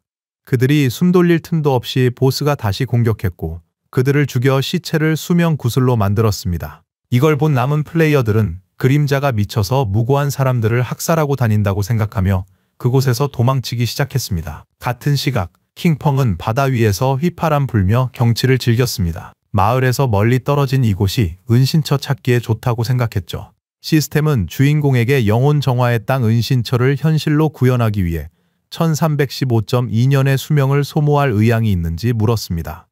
이 은신처는 지하 구조물이라 킹펑은 지도에 위치를 표시해야 했습니다. 마지막으로 진행 전 은신처와 겹치는 모든 물질은 소멸될 것이라 경고하며 작업을 확정할지 물었습니다. 킹펑은 바다 밑을 바라보며 확정했습니다. 얼마 지나지 않아 물속에 마법진이 나타나고 바다가 반으로 갈라지며 영혼 정화의 땅이 현실로 성공적으로 추출되었습니다. 평온한 표정으로 킹펑은 이제 신성한 책을 찾으러 갈 때라고 결정했습니다. 주인공이 게임에 접속하자 왕멍은 그가 무차별적으로 플레이어를 죽였다고 신고당했음을 알렸습니다. 그러나 왕멍은 그가 온라인이 아니었기에 범인이 아님을 알았습니다. 조사 결과 플래티넘 티어 보스 목없는 암살자 샤오루오가 플레이어를 공격 중임을 알게 되었죠. 그녀의 은신 레벨은 매우 높아 아무도 볼 수 없었습니다. 이에 왕멍은 주인공에게 상황 처리를 요청했습니다. 마법도시 폐허에서 보스는 주변 모든 플레이어를 학살하여 수명 구슬만 남겼습니다. 자네 뒤에 숨은 앙취아는 공포에 떨 수밖에 없었습니다. 3레벨 대은신으로도 감지 못하니 대체 어떤 신성한 보스인지 알 수 없었죠. 지난번에는 아이언 성녀가 그림자에 가려져서 그는 무척 화가 났었습니다. 그는 자신감 있는 미소로 보스가 안 보이는 게 유일한 문제였다고 말했습니다. 안 그랬으면 혼자서도 충분히 막을 수 있었을 거라고요. 그는 그림자조차 이 목없는 암살자 샤오루오 앞에선 무력할 것이라 주장했죠. 예면은 당황해서 보스를 끌어들이지 않게 안취안에게 목소리를 낮추라 했어요. 그러고는 시야가 더 좋은 고지대로 먼저 가자고 제안했습니다. 안취안은 은밀히 움직였지만 땅에 떨어진 바나나 껍질을 밟았습니다. 불쌍한 안취안은 누가 던진지도 모를 바나나 껍질에 미끄러져 넘어졌죠. 그의 말이 채 끝나기도 전에 보스가 천둥처럼 움직여 옌옌과 부하를 두 동강 냈습니다. 옌옌과 다른 이들의 시체는 수명 구슬로 변했습니다. 바나나 껍질에 미끄러진 덕분에 안취안만이 유일하게 제거되지 않았죠. 보스가 부하들을 모두 죽인 것을 보고 그는 충격에 빠졌습니다. 지체 없이 수명 구슬을 움켜쥐고 돌아본 순간 보스가 눈앞에 나타났습니다. 그녀는 팔을 치켜들어 안취안을 제거할 준비를 하고 있었죠. 두려움은커녕 그녀에게 두렵지 않다며 소리쳐 도전했습니다. 보스가 공격을 준비할 때 안취안은 몸을 굴렸으나 너무 일찍 굴러 당황했습니다. 안취아는 멈추지 않고 계속해서 몸을 굴렸습니다. 그는 대체 뭘 기다리는 건지, 왜 공격하지 않는지 의아해하며 눈이 휘둥그레졌습니다. 그는 보스 주위를 멈추지 않고 구르기 시작했고 한계까지 구르다 보니 어지러워졌습니다. 안취아는 구르던 것을 멈추고 보스가 사라지는 모습에 몹시 혼란스러워했습니다. 그는 너무 어지러워 앞이 잘 보이지 않을 정도였죠. 공격 충전 후 그녀는 대은신 공격으로 어지러운 안취안을 공격했고 안취안은 구를 틈도 없이 공격을 직격으로 맞았습니다. 그의 몸은 순식간에 수명으로 변했고 보스가 방심한 틈을 타 그림자가 나타나기 시작했습니다. 어디선가 킴펑이 그녀 위로 나타나 진정한 대은신 공격 스킬로 단검을 등에 힘껏 찔러 넣었습니다. 28,000이 넘는 피해를 입히고 그녀를 즉사시켰습니다. 너무 빨라 그녀는 돌아보거나 그를 느낄 틈도 없었습니다. 그는 이 보스의 이름이 샤루라는 것을 알고는 조금 놀라지 않을 수 없었습니다. 킹펑 등장 몇 분 전 도시 페어의 모든 길드원들은 불쌍한 샤오이를 가리켰죠. 그녀가 주문을 잘못 시전해 목 없는 보스를 활성화시켰다고 비난하면서요. 그들은 보스가 그녀를 알아채고 리스폰 지점까지 쫓아갔다고 주장했어요. 샤오이는 눈물과 슬픔으로 가득한 눈으로 그럴 의도가 아니었다고 해명했고요. 플레이어 2명은 격분하며 길드장에게 자기 팀은 그녀 같은 사람을 받아줄 수 없다고 말했다.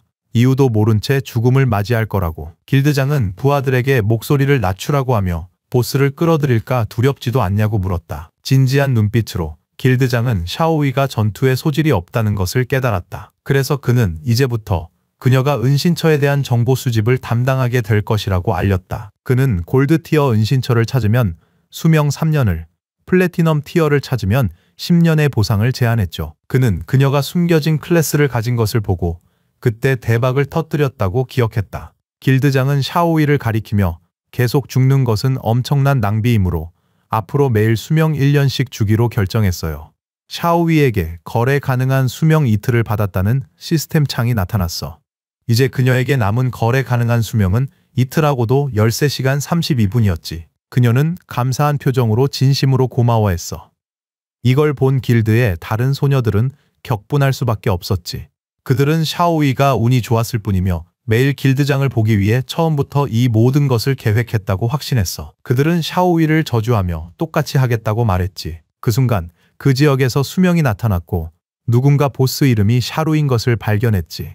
이 말을 들은 길드장과 부하들은 궁금하고 혼란스러운 마음을 감출 수 없었어. 얼마 지나지 않아 땅에 쓰러진 보스의 시체가 나타났고 이어서 킹펑이 나타나 길드장을 조용히 응시하기 시작했지. 길드장과 부하들은 놀라서 눈이 휘둥그레지고 입이 떡 벌어졌어. 그는 1초도 망설이지 않고 격분한 표정으로 부하 중 한 명의 머리를 강타했어. 그 순간 샤오이 주변에 이상한 에너지가 나타나더니 주변 공간이 왜곡되기 시작했고 그녀는 혼란스러워했어. 두려움과 놀라움에 눈이 커졌지. 그녀도 플레이어들도 무슨 일이 일어나는지 전혀 몰랐어. 길드장은 한순간도 지체하지 않고 샤오이의 엉덩이를 걷어차 그녀를 날려버렸어. 샤오이의 몸은 공중에 붕 떠올랐고 그녀는 비명을 지르며 도움을 요청할 수밖에 없었지. 그때 목 없는 보스 3마리가 그녀 주위에 나타났어. 이걸 본 킹펑의 시선이 그녀에게 고정됐지. 구석에서 지켜보던 안취안과 다른 사람들은 보스 3마리를 보고 당황했어. 그림자가 1마리를 즉시 제거해서 실제로는 4마리, 아니 5마리였다는 걸 곧 깨달았지. 사방에 있는 것 같았던 이유가 바로 수많은 복제물 때문임을 깨달았지. 눈물을 글썽이며 절망적인 표정으로 샤오유는 도움을 청하기 시작했어. 그러다 그림자를 보고 살았다고 생각했지. 그녀는 킹펑에게 손을 뻗어 그림자 오빠라 부르며 살려달라 애원했지. 자신을 배신했던 사람의 입에서 오빠라는 말이 터져나오자 킹펑의 눈은 분노로 이글거리기 시작했어. 보스들이 공격하기도 전에 킹펑은 새로운 그림자 돌진을 사용해 순식간에 이동해서 보스들과 불쌍한 샤오유를 산산조각 냈어. 샤오유는 그림자가 자신을 죽인 이유도 모른 채 충격에 빠졌어. 시스템 메시지에 따르면 그는 목 없는 암살자 지루와 샤오유를 성공적으로 처치하여 48,000의 경험치와 20의 진화 포인트, 그리고 1521의 거래 가능한 수명을 얻게 되었어. 수명 구슬이 떨어질 때 킹펑은 샤오유에게 등을 돌린 채 그녀의 불운을 냉정히 말했어. 이어서 킹펑은 탐욕스러운 손으로 전리품을 챙겼지. 그는 보스 자체에서 나온 1521의 수명뿐만 아니라 빛나는 수명 구슬들이 잔뜩 떨어져 있는 것을 발견하게 돼. 그것은 보스가 다른 플레이어에게 흡수했지만 소화하지 못한 거래 불가능한 수명이었어요. 그때 안유대유와 왕멍이 나타났죠. 미소 띤 얼굴로 그에게 인사하며 필요 없는 물건은 자기가 사겠다고 제안했어. 킹펑은 안유 대위와 왕멍이 어디에나 나타나는 걸 보고 좀 놀랐어. 주인공은 평온하게 그들에게 잘 왔다고 말하며 좋은 전리품이 있는 곳을 안다고 했어. 가격이 맞으면 데려가 주겠다고 했지. 왕멍 등은 함께 가도 되지만 안유는 안 된다고 했어. 안유 대위는 격분하고 혼란스러워하며 왜 같이 못 가는지 물었어. 그림자는 손가락으로 왕멍을 가리키며 정확히 말하면 여자는 갈 수 없다고 분명히 말했어. 그녀는 얼굴을 붉히며 관능적인 몸매를 뽐내며 왜냐고 물었어. 이건 차별이라고 말이야. 그러고는 일부러 슬픈 척하며 그를 유혹할 계획까지 세웠는데 남자를 좋아할 줄은 몰랐다고 했지. 킹펑이 그녀의 머리를 가볍게 쥐어받고는 도시 북문 폐허 바깥에 신성한 권능의 탑이 있다고 알려줬어. 도전을 완료하면 귀중한 보상을 얻을 수 있지만 안타깝게도 그 안에 NPC들이 여자를 혐오한다고 설명했지. 팀에 여자가 있으면 난이도가 10배나 증가한다는 거야. 리틀 블랙은 웃으며 킹펑에게 행운을 빌고 작별 인사를 했고 그녀의 친구는 감탄하는 미소를 보였어. 격분한 안유 대위는 그들에게 등을 돌리며 NPC들이 성차별주의자 쓰레기들이라면서 레벨업만 하면 다 죽여버리겠다고 맹세했지. 그러고는 샤오헤미에게 근처 산이나 탐험하면서 몹이나 잡고 분풀이하자고 했어. 킹펑은 왕멍과 부하들에게 따라오라고 했고 그림자에게서 파티 초대가 왔다는 시스템 알림이 떴어. 왕멍의 부하는 위대한 보스와는 첫 팀플레이라 무척 초조해했지. 하지만 왕멍은 초조해하는 그에게 이것은 위대한 보스의 움직임을 배울 절호의 기회라고 일깨워 주었습니다. 순식간에 킹펑은 그들에게서 멀어졌어. 이걸 본 그들은 무슨 일이 일어났는지 몰라 당황했지. 그림자는 천천히 걷는 듯 했으나 달리는 이들보다 훨씬 빨랐어. 이런 식으론 아무것도 못 배우겠다며 민첩성이 너무 높다고 결론 내렸어. 킹펑은 시스템 인벤토리를 확인하던 중 20개 넘는 아이템이 떨어졌고 그중 2개가 암살자용인 것을 발견했어. 첫 번째 아이템은 에메랄드 티어의 암살자 무기인 숲의 뼈날이었어. 공격력은 38만 8125였으며 방어구 관통이 붙어 있었고 힘 39와 민첩 48이 추가로 상승했지. 이 장비를 착용하려면 레벨 15가 되어야만 했어. 고유 효과는 피해를 입히면 5초간 이동 속도가 2배로 증가하고 효과가 지속되는 동안 회피율이 30%나 상승했지. 킹펑은 새로 얻은 숲의 뼈날을 뽑아들었고 역병 칼날의 216포인트보다 공격력이 80% 가까이 더 높은 것을 확인하자 기쁨에 눈이 휘둥그레졌어. 거기다 방어구 관통력, 힘, 민첩성까지 더해졌어. 이 무기 정말 대박인데 바로 장착할 만했지. 두 번째는 플래티넘 티어의 그림자 칼날 스킬이었어. 어둠의 원소로 응축된 그림자 칼날을 발사하여 20m 내 단일 대상에게 어둠 원소 피해를 입혔고 추가로 600포인트의 어둠 원소 공격력이 더해졌습니다. 명중시 플래티넘 티어 이하의 버프 하나를 무작위로 해제했어. 재사용 대기 시간은 12초에서 6.49초로 줄었고 요구 레벨은 14였어. 그는 스킬을 전설 등급으로 진화시키기로 결정했어. 단일 대상에게 주는 어둠 원소 피해는 다소 낮았지만 버프를 해제하는 효과는 상당히 유용하다고 판단했어. 진화에는 56 진화 포인트가 소모되었고 그에게는 219포인트가 남았어. 그림자 칼날 스킬은 플래티넘, 에메랄드, 다이아몬드, 에픽 티어를 거쳐 마침내 전설이 되었지. 덕분에 추가 어둠 원소 공격이 1500포인트로 증가했고 전설 레벨까지의 무작위 버프를 해제할 수 있게 됐지. 재사용 대기 시간은 7초, 유효 시간은 3.78초로 줄었어. 결국 이 스킬은 약점 공격 시 재사용 대기 시간 3초 환불이라는 새로운 전설 효과를 얻었어. 새 칼날 든 킹펑은 기쁨에 차 있었다. 약점만 제대로 맞히면 이 스킬의 재사용 대기 시간이 3초나 줄어든다는 걸 깨달은 거야. 이건 실질 재사용 대기 시간이 0.78초밖에 안 된다는 뜻이었어. 주인공은 생각에서 벗어나 뒤를 돌아보았고 왕멍과 그의 부하가 흔적도 없이 사라진 것을 알게 되었어. 한편 킹펑의 약 2km 뒤에서는 왕멍의 부하들이 완전히 지쳐서 거친 숨을 몰아쉬고 있었지. 그림자가 너무 빨라 아무도 따라잡을 수 없다고 불평했지만 한 명이 대장에게 더는 못 가겠다고 말했어요. 왕멍은 그중 한 명의 발을 잡고 끌기 시작하며 허튼 소리 그만하라고 했어요. 킹펑 일행은 숲 한가운데에 위치한 신성한 권능의 탑에 도착했습니다. 탑이 너무 높아서 땅에서는 그 꼭대기가 보이지 않을 정도였죠. 주인공은 왕멍 일행에게 이곳이라고 알렸습니다. 안으로 들어가면 NPC가 도전을 제시할 겁니다. 그는 이 NPC가 정말 비열하다고 경고했는데 왜냐하면 성능이 좋을수록 아이템이 더 비싸지기 때문입니다. 평온한 표정으로 그는 힘의 1%만 사용하라 조언했습니다. 골드 티어 보스를 물리치기만 하면 되니 최선을 다하라고 말했습니다. 주인공이 뒤를 돌아보자 왕멍과 그의 부하들은 땅에 쓰러져 지쳐 떨고 있었고 그 누구도 킹펑을 따라잡을 수 없었습니다. 땀으로 범벅이 된 채 거친 숨을 몰아쉬던 왕멍은 엄지를 치켜 세우며 임무 성공을 보장할 테니 걱정 말라고 했습니다. 킹펑은 신성한 권능의 탐문으로 향하며 NPC가 대화 내용을 듣지 못하도록 항상 팀 채팅을 이용해달라고 신신당부했습니다. 도전을 극복하면 NPC에게서 훌륭한 아이템을 살 수 있을 것이며 절대 실망하지 않을 거라고 설명했습니다. 킹펑과 다른 사람들은 탑의 문을 열었습니다. 왕멍과 부하들은 눈앞에 떠다니는 후드 쓴 NPC를 보고 깜짝 놀랐습니다.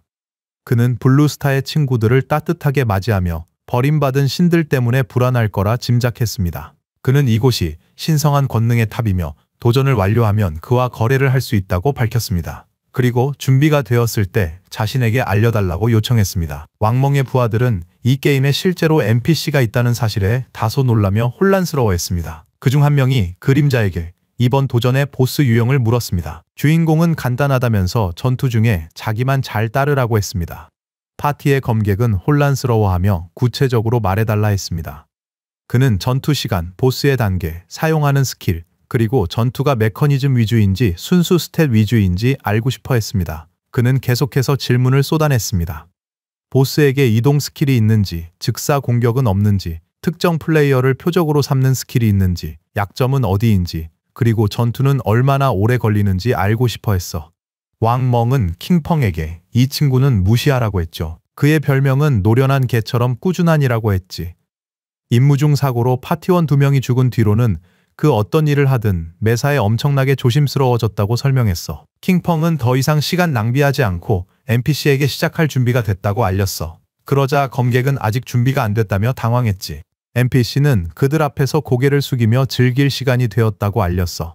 얼마 후 포털이 나타났고 그곳에서 강력한 레벨 20골드 티어, 흑요석 해골 분열 꼭두각시 보스가 등장했어. 검객은 보스가 레벨 20인 걸 보고 놀라움과 두려움에 눈이 휘둥그레졌어. 자기들 중 가장 높은 레벨이 11밖에 안 됐거든. 늘 그렇듯 침착하게 킹펑은 문제없다고 안심시키며 왕멍에게 먼저 가라고 가리켰어. 그림자의 명령에 따라 왕멍은 방패를 뽑고 인벤토리에서 검을 꺼냈어. 왕멍은 방패 돌진 스킬을 사용해 보스에게 머리부터 돌진했고 이빨에 강력한 방패 공격을 날렸지. 그러자 보스는 격분해서 왕멍을 공격했어. 다행히 그는 빨랐고 방패 덕분에 공격 일부를 막아냈어. 그러나 그 과정에서 몸이 날아가 버렸지. 킹펑이 천둥처럼 움직여 왕멍을 붙잡았고 벽에 부딪히는 걸 막아줬어. 검사와 궁수는 이 광경을 보고 약간 혼란스러워하며 우리 친구를 걱정했지. 킹펑은 보스를 응시하기 시작했어. 그는 궁수에게 걱정 말고 별빛 사격 스킬을 쓰라고 했어. 그리고 검사에게는 3중지면 배기를 명령했지. 둘 다 고개를 끄덕였어. 궁수는 보스에게 화살비를 퍼부어 끔찍한 고통을 안겼어. 그리고 방심한 틈을 타 검사는 바람처럼 움직여 정확하면서도 강력한 배기로 공격했지. 보스는 입을 벌리고 피를 흘리기 시작했고 이내 격분해서 땅을 세게 내리쳤어. 몸 주위로 강력한 오라가 나타나더니 검사 주변으로 이상한 검은 에너지가 형성되기 시작했지. 이걸 본 킹펑은 보스가 광폭 모드에 들어갔다는 걸 알아차렸어. 자기가 처리할 테니 모두 검은 기름에서 떨어지라고 경고했지. 검사는 그 에너지로부터 기어가기 시작했고 반대편에 있던 궁수는 간신히 공격을 피했어. 킹펑은 뛰어올라 몬스터에게 그림자 칼날을 던졌어. 공격은 너무나도 빠르게 이루어져서 보스는 미처 반응할 새도 없이 얼굴에 칼날을 맞았고 4,500 이상의 피해를 입게 되었어. 진정되기는커녕 포효했지만 킹펑이 스킬로 광폭 상태를 해제시켰어.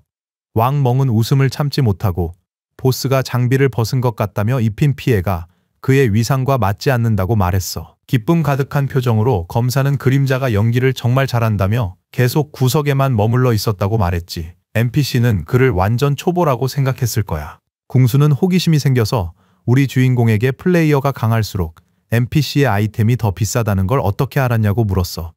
그는 킹펑이 어떻게 이걸 알았는지 더욱 궁금해했어. 킹펑은 잠시 생각하더니 이 게임에는 폐허 깊은 곳에 묻힌 정보처럼 많은 비밀이 숨겨져 있다고 설명했어. 탐험 노력을 했는지, 아는 건 얼마나 늘었는지 스스로에게 자주 물어보라고 했지.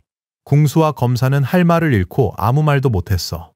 그들이 한눈판 사이에 보스는 입을 벌리고 화염구를 모으기 시작했어. 보스가 소환한 화염구가 점점 강력해지고 커지자 킹펑은 보스가 시계 방향으로 회전하며 불을 뿜을 거라고 경고했어. 바닥에 깔린 검은 기름과 불꽃이 합쳐지면 단 3초 만에 모두 타 죽을 수 있으니 무조건 피하라고 그들에게 지시했습니다. 왕멍 일행은 흩어지기 시작했고 왕멍은 올드독에게 방향이 틀렸다고 경고했어. 킹펑은 피하기엔 너무 늦었다는 걸 깨닫고 왕멍에게 무적 상태를 활성화해서 공격을 막으라고 명령했어.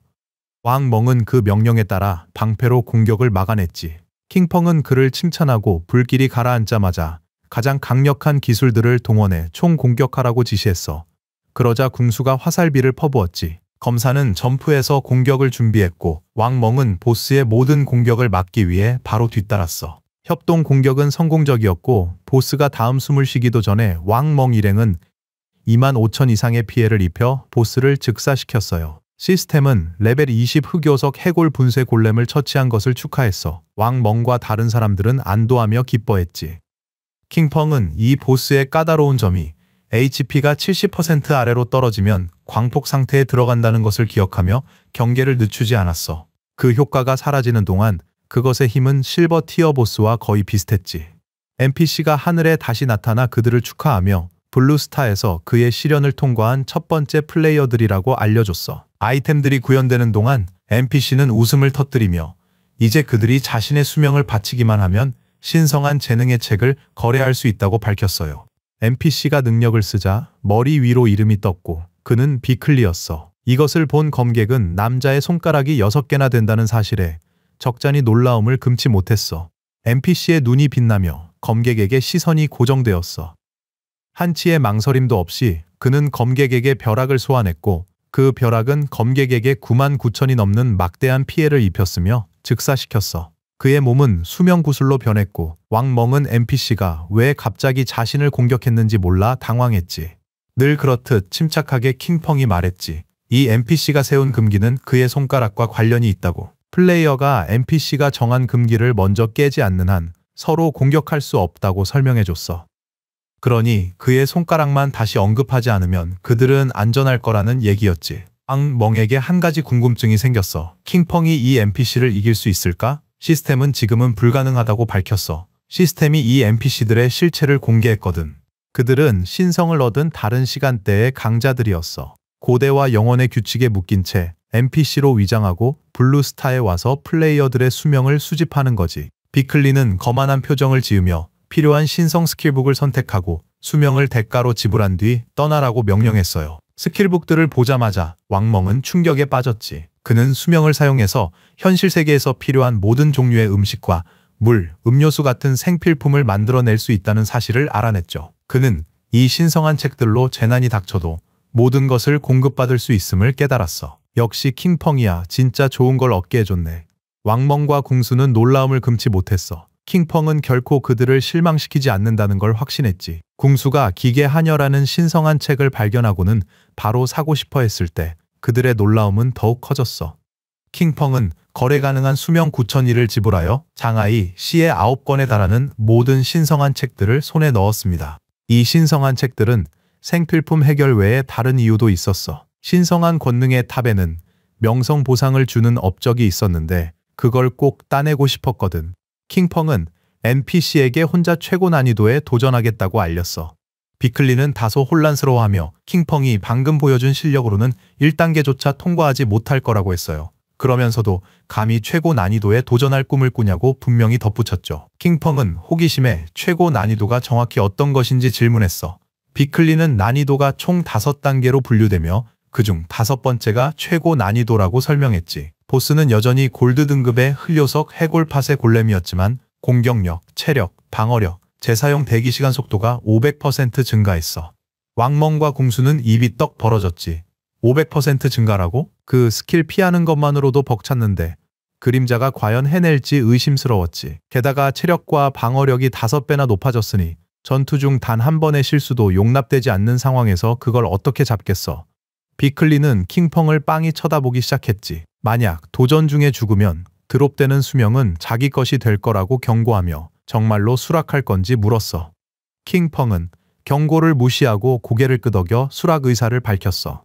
비클리는 이걸 선물이라 여기며 기쁘게 마법 구슬을 소환했어. 비클리가 보기에 블루스타에서 온 플레이어들은 게임 초반부터 너무 거만했어. 정말이지 죽음을 자초하는 꼴이었지. 이전에 쓰러뜨렸던 보스가 부활했어. 이번에 나타난 건 힘이 500%나 강해진 황금 흑요석 해골 분쇄 골렘이었지. 킹펑은 단검을 뽑아들었어. 비클리가 소환수를 강화할 수 있고 500%가 한계가 아니란 걸 알았어. 실제로 과거 그를 쓰러뜨렸을 때 비클리가 소환수를 2000%까지 강화했음을 기억했어. 이것은 그의 새로운 무기를 시험할 완벽한 기회였지. 킹펑은 보스에게 독침을 발사했고 이는 흑염의 선물 효과를 즉시 활성화시켜 대상의 방어력과 모든 원소 저항력을 7% 감소시켰어.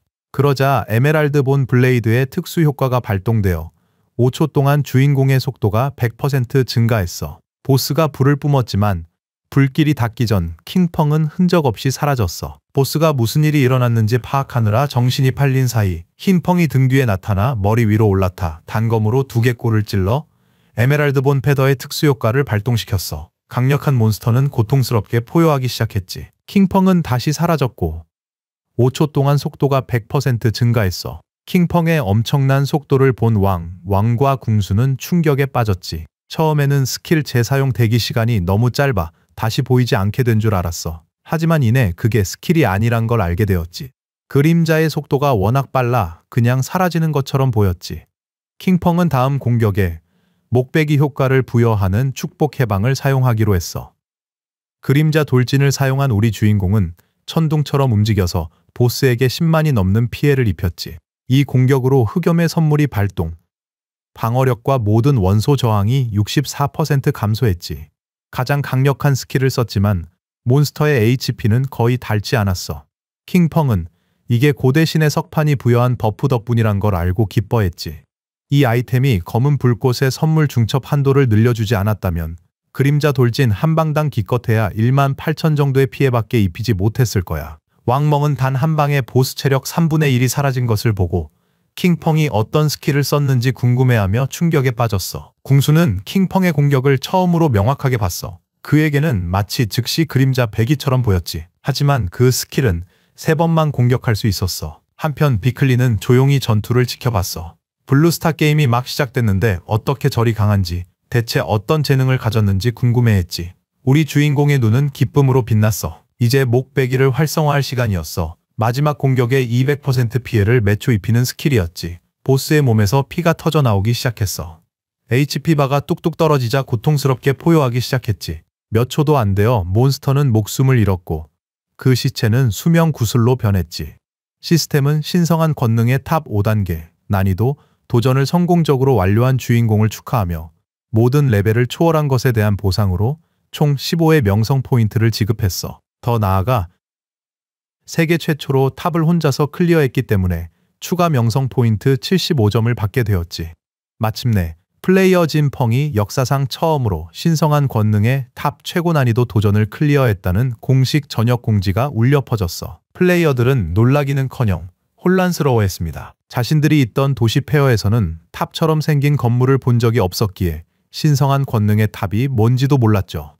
다시 한번 그림자가 모두를 앞섰다는 걸 깨달았습니다. 비클리는 매우 화났죠. 이건 사기였어요. 그는 블루스타 놈들의 교활함을 저주하며 신성한 권능의 책 한 권당 수명, 만일, 아니 10만일을 받지 않은 것을 후회했습니다. 비클리는 강력한 마법 구슬을 소환하며 그들에게 나가라고 소리쳤습니다. 다시는 보고 싶지 않다고 말이죠. 왕멍과 궁수는 자신들이 길을 잃었고 NPC가 강력한 공격을 퍼부을 것이라고 생각하며 눈이 멀지 않도록 눈을 가렸습니다. 비클리의 공격이 그들 위로 쏟아져 내렸죠. 왕멍과 궁수가 머리를 감쌀 때 주인공은 평소처럼 침착하게 서 있었죠. 킹펑과 다른 일행은 탑 밖으로 순간이동했습니다. 둘 다 무슨 일이 일어났는지 몰라 어리둥절했죠. 그들은 즉시 당황했지만 죽지 않았음을 깨달았습니다. 신성한 권위의 탑 밖으로 순간이동된 것뿐이었어요. 킹펑은 자신이 말했듯이 NPC들은 그들을 공격할 수 없으니 걱정할 이유가 없다고 상기시켰습니다. 원하던 것을 얻은 킹펑은 이제 마무리할 시간이라며 식사를 위해 로그아웃 하겠다고 말했습니다. 왕멍은 킹펑에게 감사하며 다음에도 이런 기회가 있으면 함께 해달라고 부탁했습니다. 그가 고개를 끄덕이자 궁수는 작별을 고했습니다. 킹펑은 현실의 은신처에서 잠에서 깨어났습니다. 시스템은 90일에 거래 가능한 수명을 들여 9권의 신성한 선물책을 추출했습니다. 그는 고급 가구, 일용품, 요리 재료, 그리고 다목적 기계 한여를 구매하고자 106년의 수명을 사용하기로 결정했습니다. 그러자 그의 앞에 강아지 귀를 가진 하녀가 나타났습니다. 자신을 소개한 그녀는 집안일을 도맡아 할 수 있고 그가 필요로 하는 모든 걸 돕기 위해 여기에 있다고 알렸습니다. 고급 소파에 누워있는 주인공은 즉시 은신처 전체를 대청소하라고 명령했습니다. 하녀는 바닥을 청소한 뒤 호화로운 연애를 준비하기로 했습니다. 같은 시각, 현실 세계, 더 정확히는 장하이시에서 당국은 여러 건의 살인사건을 조사하고 있었습니다. 사건을 조사하던 경관은 이번 주에 발견된 세 번째 여성 시체라고 상사에게 보고했습니다. 이전 두 피해자들처럼 모든 사지가 절단되고 눈이 적출된 것으로 보아 동일범의 소행일 가능성이 매우 높았습니다. 상사는 수사관들이 단서를 찾았는지 물었습니다. 경관은 살인자가 수사관들을 잘 안다고 보고했습니다. 시체 유기 시간은 기술의 유효 지속 시간을 막 넘긴 때였습니다.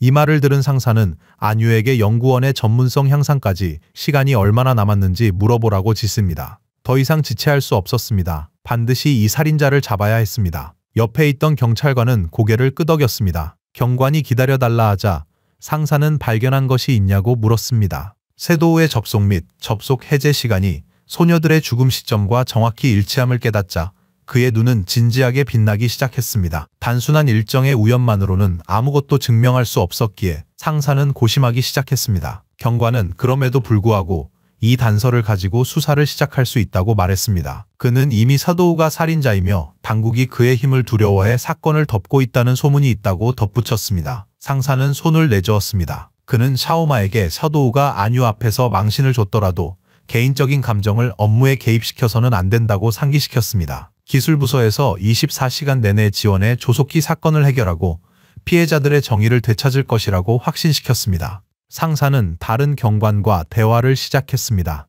샤오마는 땅을 노려봤고 그의 눈은 분노로 가득했습니다. 킹펑은 게임에 접속한 후 악마 도시의 폐허에 위치한 성을 말없이 바라보기 시작했습니다. 그는 이곳이 플래티넘 등급 은신처인 악령 아카데미임을 떠올렸습니다. 별로 숨겨진 곳은 아니었지만 보호 장벽은 화샤에서 가장 강력했습니다. 시스템은 그에게 길드 섀도우를 만드는데 거래 가능한 수명 2.74년을 썼다고 알렸다. 그의 계획은 간단했다. 이 은신처를 점령하고 길드 이름으로 등록해서 마법 도시 폐허의 성역을 얻는 것. 킹펑은 뛰어내렸다. 이 성역들은 서로 순간이동이 가능하기 때문에 마법 도시와 장하이 시를 오가는 것이 훨씬 수월해질 것이었습니다. 킹펑은 투명화를 사용해 은신처로 들어가 소리 없이 걷기 시작했습니다. 몇 분 후 가장 깊은 곳인 지하 3층에 도착했지만 몬스터를 한 마리도 마주치지 못했다는 것을 깨달았습니다. 이것은 누군가 혹은 꽤 강한 집단이 이미 이곳을 거쳐갔다는 것을 의미했습니다. 그 순간 누군가 더는 도망칠 곳이 없다고 외쳤다. 킹펑은 호기심에 모퉁이를 엿보자 남자 여럿이 여자를 둘러싼 장면을 보았습니다. 두려움에 찬 눈으로 그녀는 다가오지 말라고 애원했다. 그들은 다리 위에서 용암 강으로 그녀를 몰아붙였습니다. 그들 중 한 명이 웃으며 말했습니다. 걱정 마세요. 지금 죽이진 않을 거예요. 동방 부인이 아들이 그녀에게 사랑을 주도록 데려오라 했다고 설명했죠. 그러면서 현실 세계에서 어디에 있는지 밝히라고, 그렇지 않으면 수명이 닿을 때까지 계속해서 죽이겠다고 협박했어요. 더군다나 길드인 슈라홀 멤버들이 리스폰 지점에서 그녀를 기다리고 있으니 자살해도 소용없다고 명확히 못 박았습니다. 주황 머리 남자는 웃으며 거래를 제안했어요. 그는 여자가 게임에서 동방부인을 2번이나 죽였으니 최소한 동방부인의 수명을 30년은 단축시켰을 것이라고 추정하며 일깨워줬습니다. 이 여자는 깊은 생각에 잠긴 채 아무 말도 하지 않았습니다. 그는 여자에게 그 30년의 수명을 자기들에게 넘기고 잠시 자기들 3명과 놀아주면 보내주겠다고 약속했습니다. 두려움에 눈물이 가득한 채 그녀는 대체 뭘 하려는 거냐고 물었습니다. 그들은 미소 짓기 시작했고 한 명이 바지를 내리자 여자는 공황에 빠졌죠. 주황머리 남자는 짓궂게 웃으며 자신들의 놀이 방식이라고 밝혔죠. 여자는 잠시 생각에 잠기더니 얼굴을 붉히며 정말 놀고 나면 보내줄 거냐고 약속을 받아내려 했습니다. 주황머리 남자는 웃으며 약속했고 자기부터 시작하자 했습니다. 대머리 남자는 다음 차례라고 말했죠. 몸을 떨며 그들에게 다가가던 여자의 두 눈이 어느새 결연한 의지로 빛나기 시작했습니다. 독다트를 뽑아 남자에게 달려들었지만 그 순간 눈가리개로 눈을 가린 남자가 황금솥 지진 스킬을 사용해 그녀를 땅바닥에 완전히 짓눌러버렸습니다. 그는 이 꼬맹이가 말을 듣지 않는다고 지적하며 불쾌해했습니다. 주황머리 남자가 다가오자 그녀는 눈을 감을 수밖에 없었습니다. 혀를 날름거리며 마지막 기회니 입을 열라고 경고했습니다. 그러자 여자의 얼굴에 자신감 있는 미소가 퍼졌습니다. 강력한 스킬을 사용해 그녀는 대머리 남자와 주황머리 남자를 둘 다 두 동강 냈고 눈을 가린 남자는 어리둥절해했습니다. 혼란에 눈이 커졌고 그는 상황을 알지 못했습니다. 그가 숨을 돌리기도 전에 여자가 소환한 종이 조각이 그의 목을 감쌌습니다. 그녀는 너무나 강력해서 남자의 머리를 수박처럼 터뜨려 버렸죠. 구석에서 지켜보던 킹펑은 그 소녀의 직업이 체인 블레이드라는 것을 즉시 알았습니다. 그놈들을 처리한 후 여자는 주황머리 남자의 거시기를 박살냈습니다. 시체들은 수명구슬로 변했죠. 증오 가득한 표정으로 비웃었고 주인공은 그녀가 지하세계의 칼날을 가졌음을 깨달았습니다. 결심한 눈빛으로 그녀는 동방명을 죽이겠다고 맹세했습니다. 그녀는 지하세계의 칼날 클래스였고 닉네임은 고스트 스피릿이었습니다. 주인공은 숨어있던 곳에서 나와 그녀에게 걸어갔습니다. 그녀의 클래스는 서도우처럼 암살자, 지부 유일의 히든 클래스였습니다. 그는 전생에 그녀가 세계 10대 강자 중 한 명이었음을 기억했습니다. 하지만 악마 도시의 추가문과 적이 된 후 그녀의 진정한 정체가 드러나 많은 세력에 포위되었습니다. 그럼에도 그녀는 수천 명의 적을 학살하고 탈진으로 사망했습니다. 길드원들이 깊은 슬픔에 잠겼던 것을 그는 기억했습니다. 여기서 그녀를 만나리라곤 상상도 못했죠. 하지만 이해 안 되는 점이 있었습니다. 그녀가 언급한 동방명은 도대체 누구일까요? 분명 동방 가문은 자신이 직접 전멸시켰을 텐데 킹펑은 투명화 기술을 해제하여 그녀의 주의를 끌었다. 그녀의 반응은 곱지 않았다. 그녀는 킹펑을 방금 죽인 놈들의 친구라고 생각하고 공격을 준비했다. 킹펑은 그들을 모른다고 부인했다. 그녀는 짜증이 나 그에게 죽을 준비를 하라며 달려들었지만 킹펑은 늘 침착했습니다. 고스트 스피릿은 분노한 표정으로 지하세계의 칼날을 시전했다. 눈 깜짝할 사이에 종이 조각이 킹펑의 몸을 감싸기 시작했다. 하지만 킹펑은 서우도우로 변해 흔적 없이 사라져 고스트 스피릿은 당황했습니다. 주인공은 그녀의 뒤에 나타나 장단 맞춰주기로 했죠. 이 말을 듣자 그녀의 눈은 놀라움과 두려움에 커졌습니다. 위험을 직감하고 그에게서 멀리 뛰어내렸죠. 그녀는 그림자 은신을 사용해 몸이 그림자처럼 사라져버렸습니다. 킹펑은 그녀가 투명해진 것을 보고 다소 놀랐습니다. 그 역시 그림자 은신을 사용해 그 자리에서 사라졌습니다. 몇 분이 지나도 아무 일도 일어나지 않자 고스트 스피릿은 다소 혼란스러워했습니다. 그가 보이지 않았기 때문이죠. 그녀의 클래스 지하세계의 칼날에는 4등급 안티 은신 기능이 있었지만 그를 감지할 수 없었다. 이로 인해 그녀는 그가 혹시 서도우가 아닐까 생각했다. 얼마 지나지 않아 킹펑은 그림자 은신을 해제하고 그녀의 뒤에 은밀하게 나타나 그녀의 주의를 끌었다. 세도우의 목소리에 그녀는 4등급 은신인데도 그가 자신을 볼 수 있다는 것에 당황했습니다. 그녀는 이제 진심으로 임해야 할 때라 판단. 가장 강력한 기술인 악령 추격을 썼다.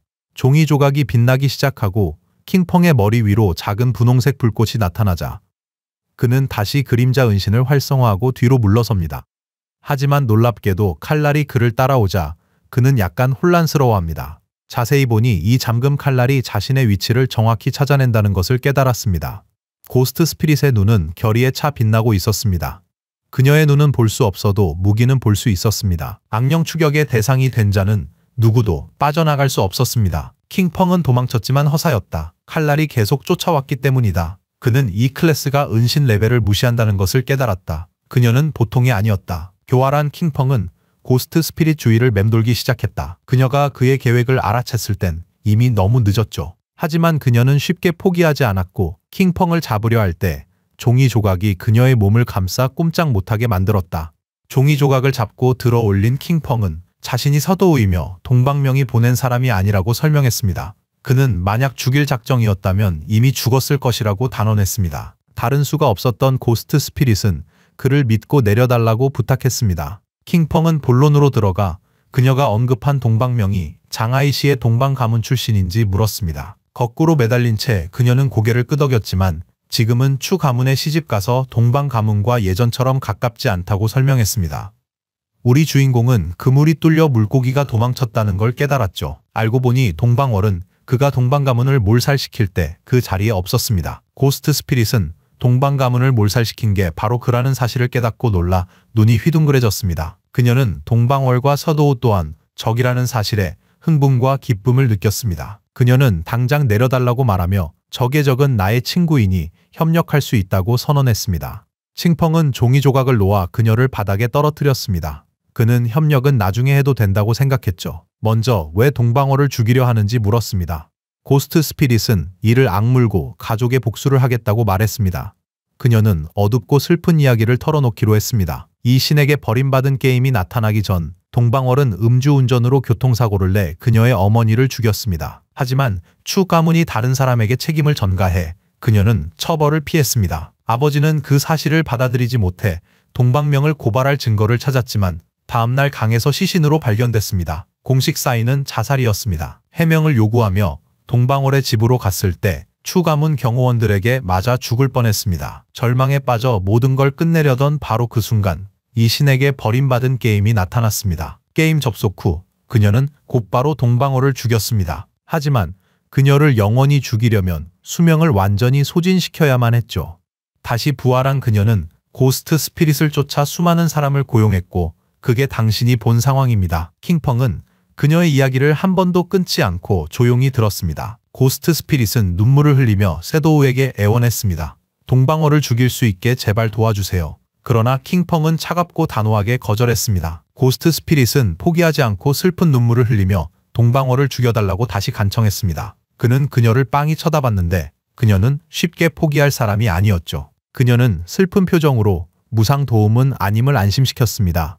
그녀는 모든 것을 제안하며 그를 위해 일하고 자신이 번 수명, 장비, 기술을 바치겠다고 약속했습니다. 이 모든 건 동방월을 죽이는 도움의 대가였고 심지어 자진해 그의 노예가 되겠다고 선언했습니다. 킹펑은 말없이 그녀를 보았고 그의 눈은 놀라움으로 가득 찼습니다. 그는 오만한 눈빛으로 그녀의 복수는 그녀 손으로 직접 해야 한다며 돕지 않겠다고 했습니다. 하지만 킹펑은 악당이 아니기에 그때까지는 돕겠다고 했죠. 하지만 그녀의 한계는 운명에 달렸죠. 고스트 스피릿은 충격에 눈을 크게 떴고 그가 어떻게 도울지 몰랐습니다. 킹펑은 솔직하게 말했습니다. 차분한 눈빛으로 자신의 길드에 들어와 자기 사람이 되면 복수를 완수하도록 도와주겠다고 제안했죠. 시스템 창이 떴고 세도우가 그녀를 길드 세도우에 초대했음을 알렸죠. 그녀는 조용히 고민하기 시작했고 길드 세도우가 그 혼자만으로 이루어져 있다는 것을 깨닫고는 기쁨에 눈을 빛냈습니다. 가입만 하면 되는 건지 궁금해하면서 말이죠. 그녀는 즉시 우리 길드 가입에 동의했고 시스템 창의 결정이 확인됐습니다. 킹펑은 고스트 스피릿의 친구 요청을 수락했습니다. 그녀가 받아들이자 그는 기뻐하며 이제 단 한 가지만 남았다고 말했습니다. 바로 클래스 승급이었죠. 주인공은 그녀에게 등을 돌리며 클래스 승급이 무엇인지 어떻게 하는지는 스스로 알아내야 한다며 그걸 해내면 자신을 찾아오라고 말했습니다. 땅에 무릎 꿇은 고스트 스피릿의 눈에서 결의가 빛나기 시작했습니다. 킹펑은 이것마저 못 해내면 복수를 포기하라고 분명히 말했습니다. 킹펑은 그림자 은신 스킬로 그곳을 떠났습니다. 그는 지하세계의 칼날 클래스의 잠재력이 무한하며 약간의 지도만 있다면 미래에 훨씬 더 발전할 수 있을 거라고 생각했습니다. 그는 악령 아카데미 깊은 곳에 도착했습니다. 그의 앞에는 여러 개의 영혼 머리를 가진 플래티넘 등급의 레벨 15 보스 이형 마녀 스타나가 있었습니다. 자세히 관찰해보니 그는 그녀가 악령 아카데미의 수호자라는 것을 금세 깨달았습니다. 눈 깜짝할 사이에 킹펑은 도약하여 보스에게 어둠의 밤 고리 칼날 스킬을 썼습니다. 26,000의 피해를 주면서 약점 공격을 발동시켰죠. 그는 땅으로 내려오며 1단계에선 보스 머리 넷 중 하나만 활성화되고 물리 피해의 면역이란 걸 기억했습니다. 그로 인해 피해량이 다소 낮은 원소 기술만 활용할 수밖에 없었습니다. 그는 그림자 칼날을 소환했고 이동 속도를 높여주는 창백한 흰색 뼈 칼날과 목표 적중 시 재사용 대기 시간이 초기화되는 그림자 칼날 스킬 덕분에 그의 눈은 자신감으로 빛났습니다. 킹펑은 수백 개의 그림자 칼날들을 소환하여 보스를 공격했고 그녀의 영혼 머리 하나를 꿰뚫어 20만 이상의 막대한 피해를 입혔습니다. 그는 마치 이동식 게틀링건 불꽃 공격과도 같았습니다. 얼마 안 가 그녀의 황금 머리는 산산조각 났다. 세도우는 2단계에서는 3개의 머리가 동시에 활성화될 것을 기억하며 침착했습니다. 그녀의 눈은 분노로 타올랐고 그 시선은 주인공에게 고정되었다. 곧이어 머리들의 눈에서 에너지 광선이 터져 나왔고 그녀는 춤을 추며 주위에 무차별 공격을 퍼부었습니다. 하지만 킹펑에게는 그리 복잡한 문제가 아니었죠. 큰 어려움 없이 공격을 피한 그는 곧바로 보스의 머리에 그림자 칼날들을 박아 넣어 20만 이상의 엄청난 피해를 입혔습니다. 그녀가 고통에 몸부림치자 킹펑은 땅으로 내려와 등을 돌리고 쇼를 마쳤습니다. 그가 마지막 그림자 칼날을 던지자 보스 몸이 터지며 큰 폭발이 일어났습니다. 시스템은 2형 마녀 스타나를 처치하고 경험치 5만, 그리고 플래티넘 등급의 악령 아카데미 은신처 열쇠를 획득했다고 알렸습니다. 시스템이 클래스 승급 가능을 알리자 그의 눈이 놀라 커졌습니다. 킹펑이 클래스 승급을 결정하자 그림자가 그의 몸을 감싸기 시작했다. 그의 클래스 사도우가 1단계에서 2단계로 승급하며 속성 보너스가 올랐습니다. 힘은 9에서 27로, 체력은 9에서 27로, 민첩은 24에서 72로, 정신은 15에서 45로 각각 상승했습니다. 이번 클래스 승급을 통해 그의 속성 보너스가 3배로 증가하여 힘, 체력, 민첩성, 정신력이 크게 향상되었습니다. 그 결과 공격력, 방어력, 저항력을 포함한 모든 전투 능력치가 눈에 띄게 향상되었습니다.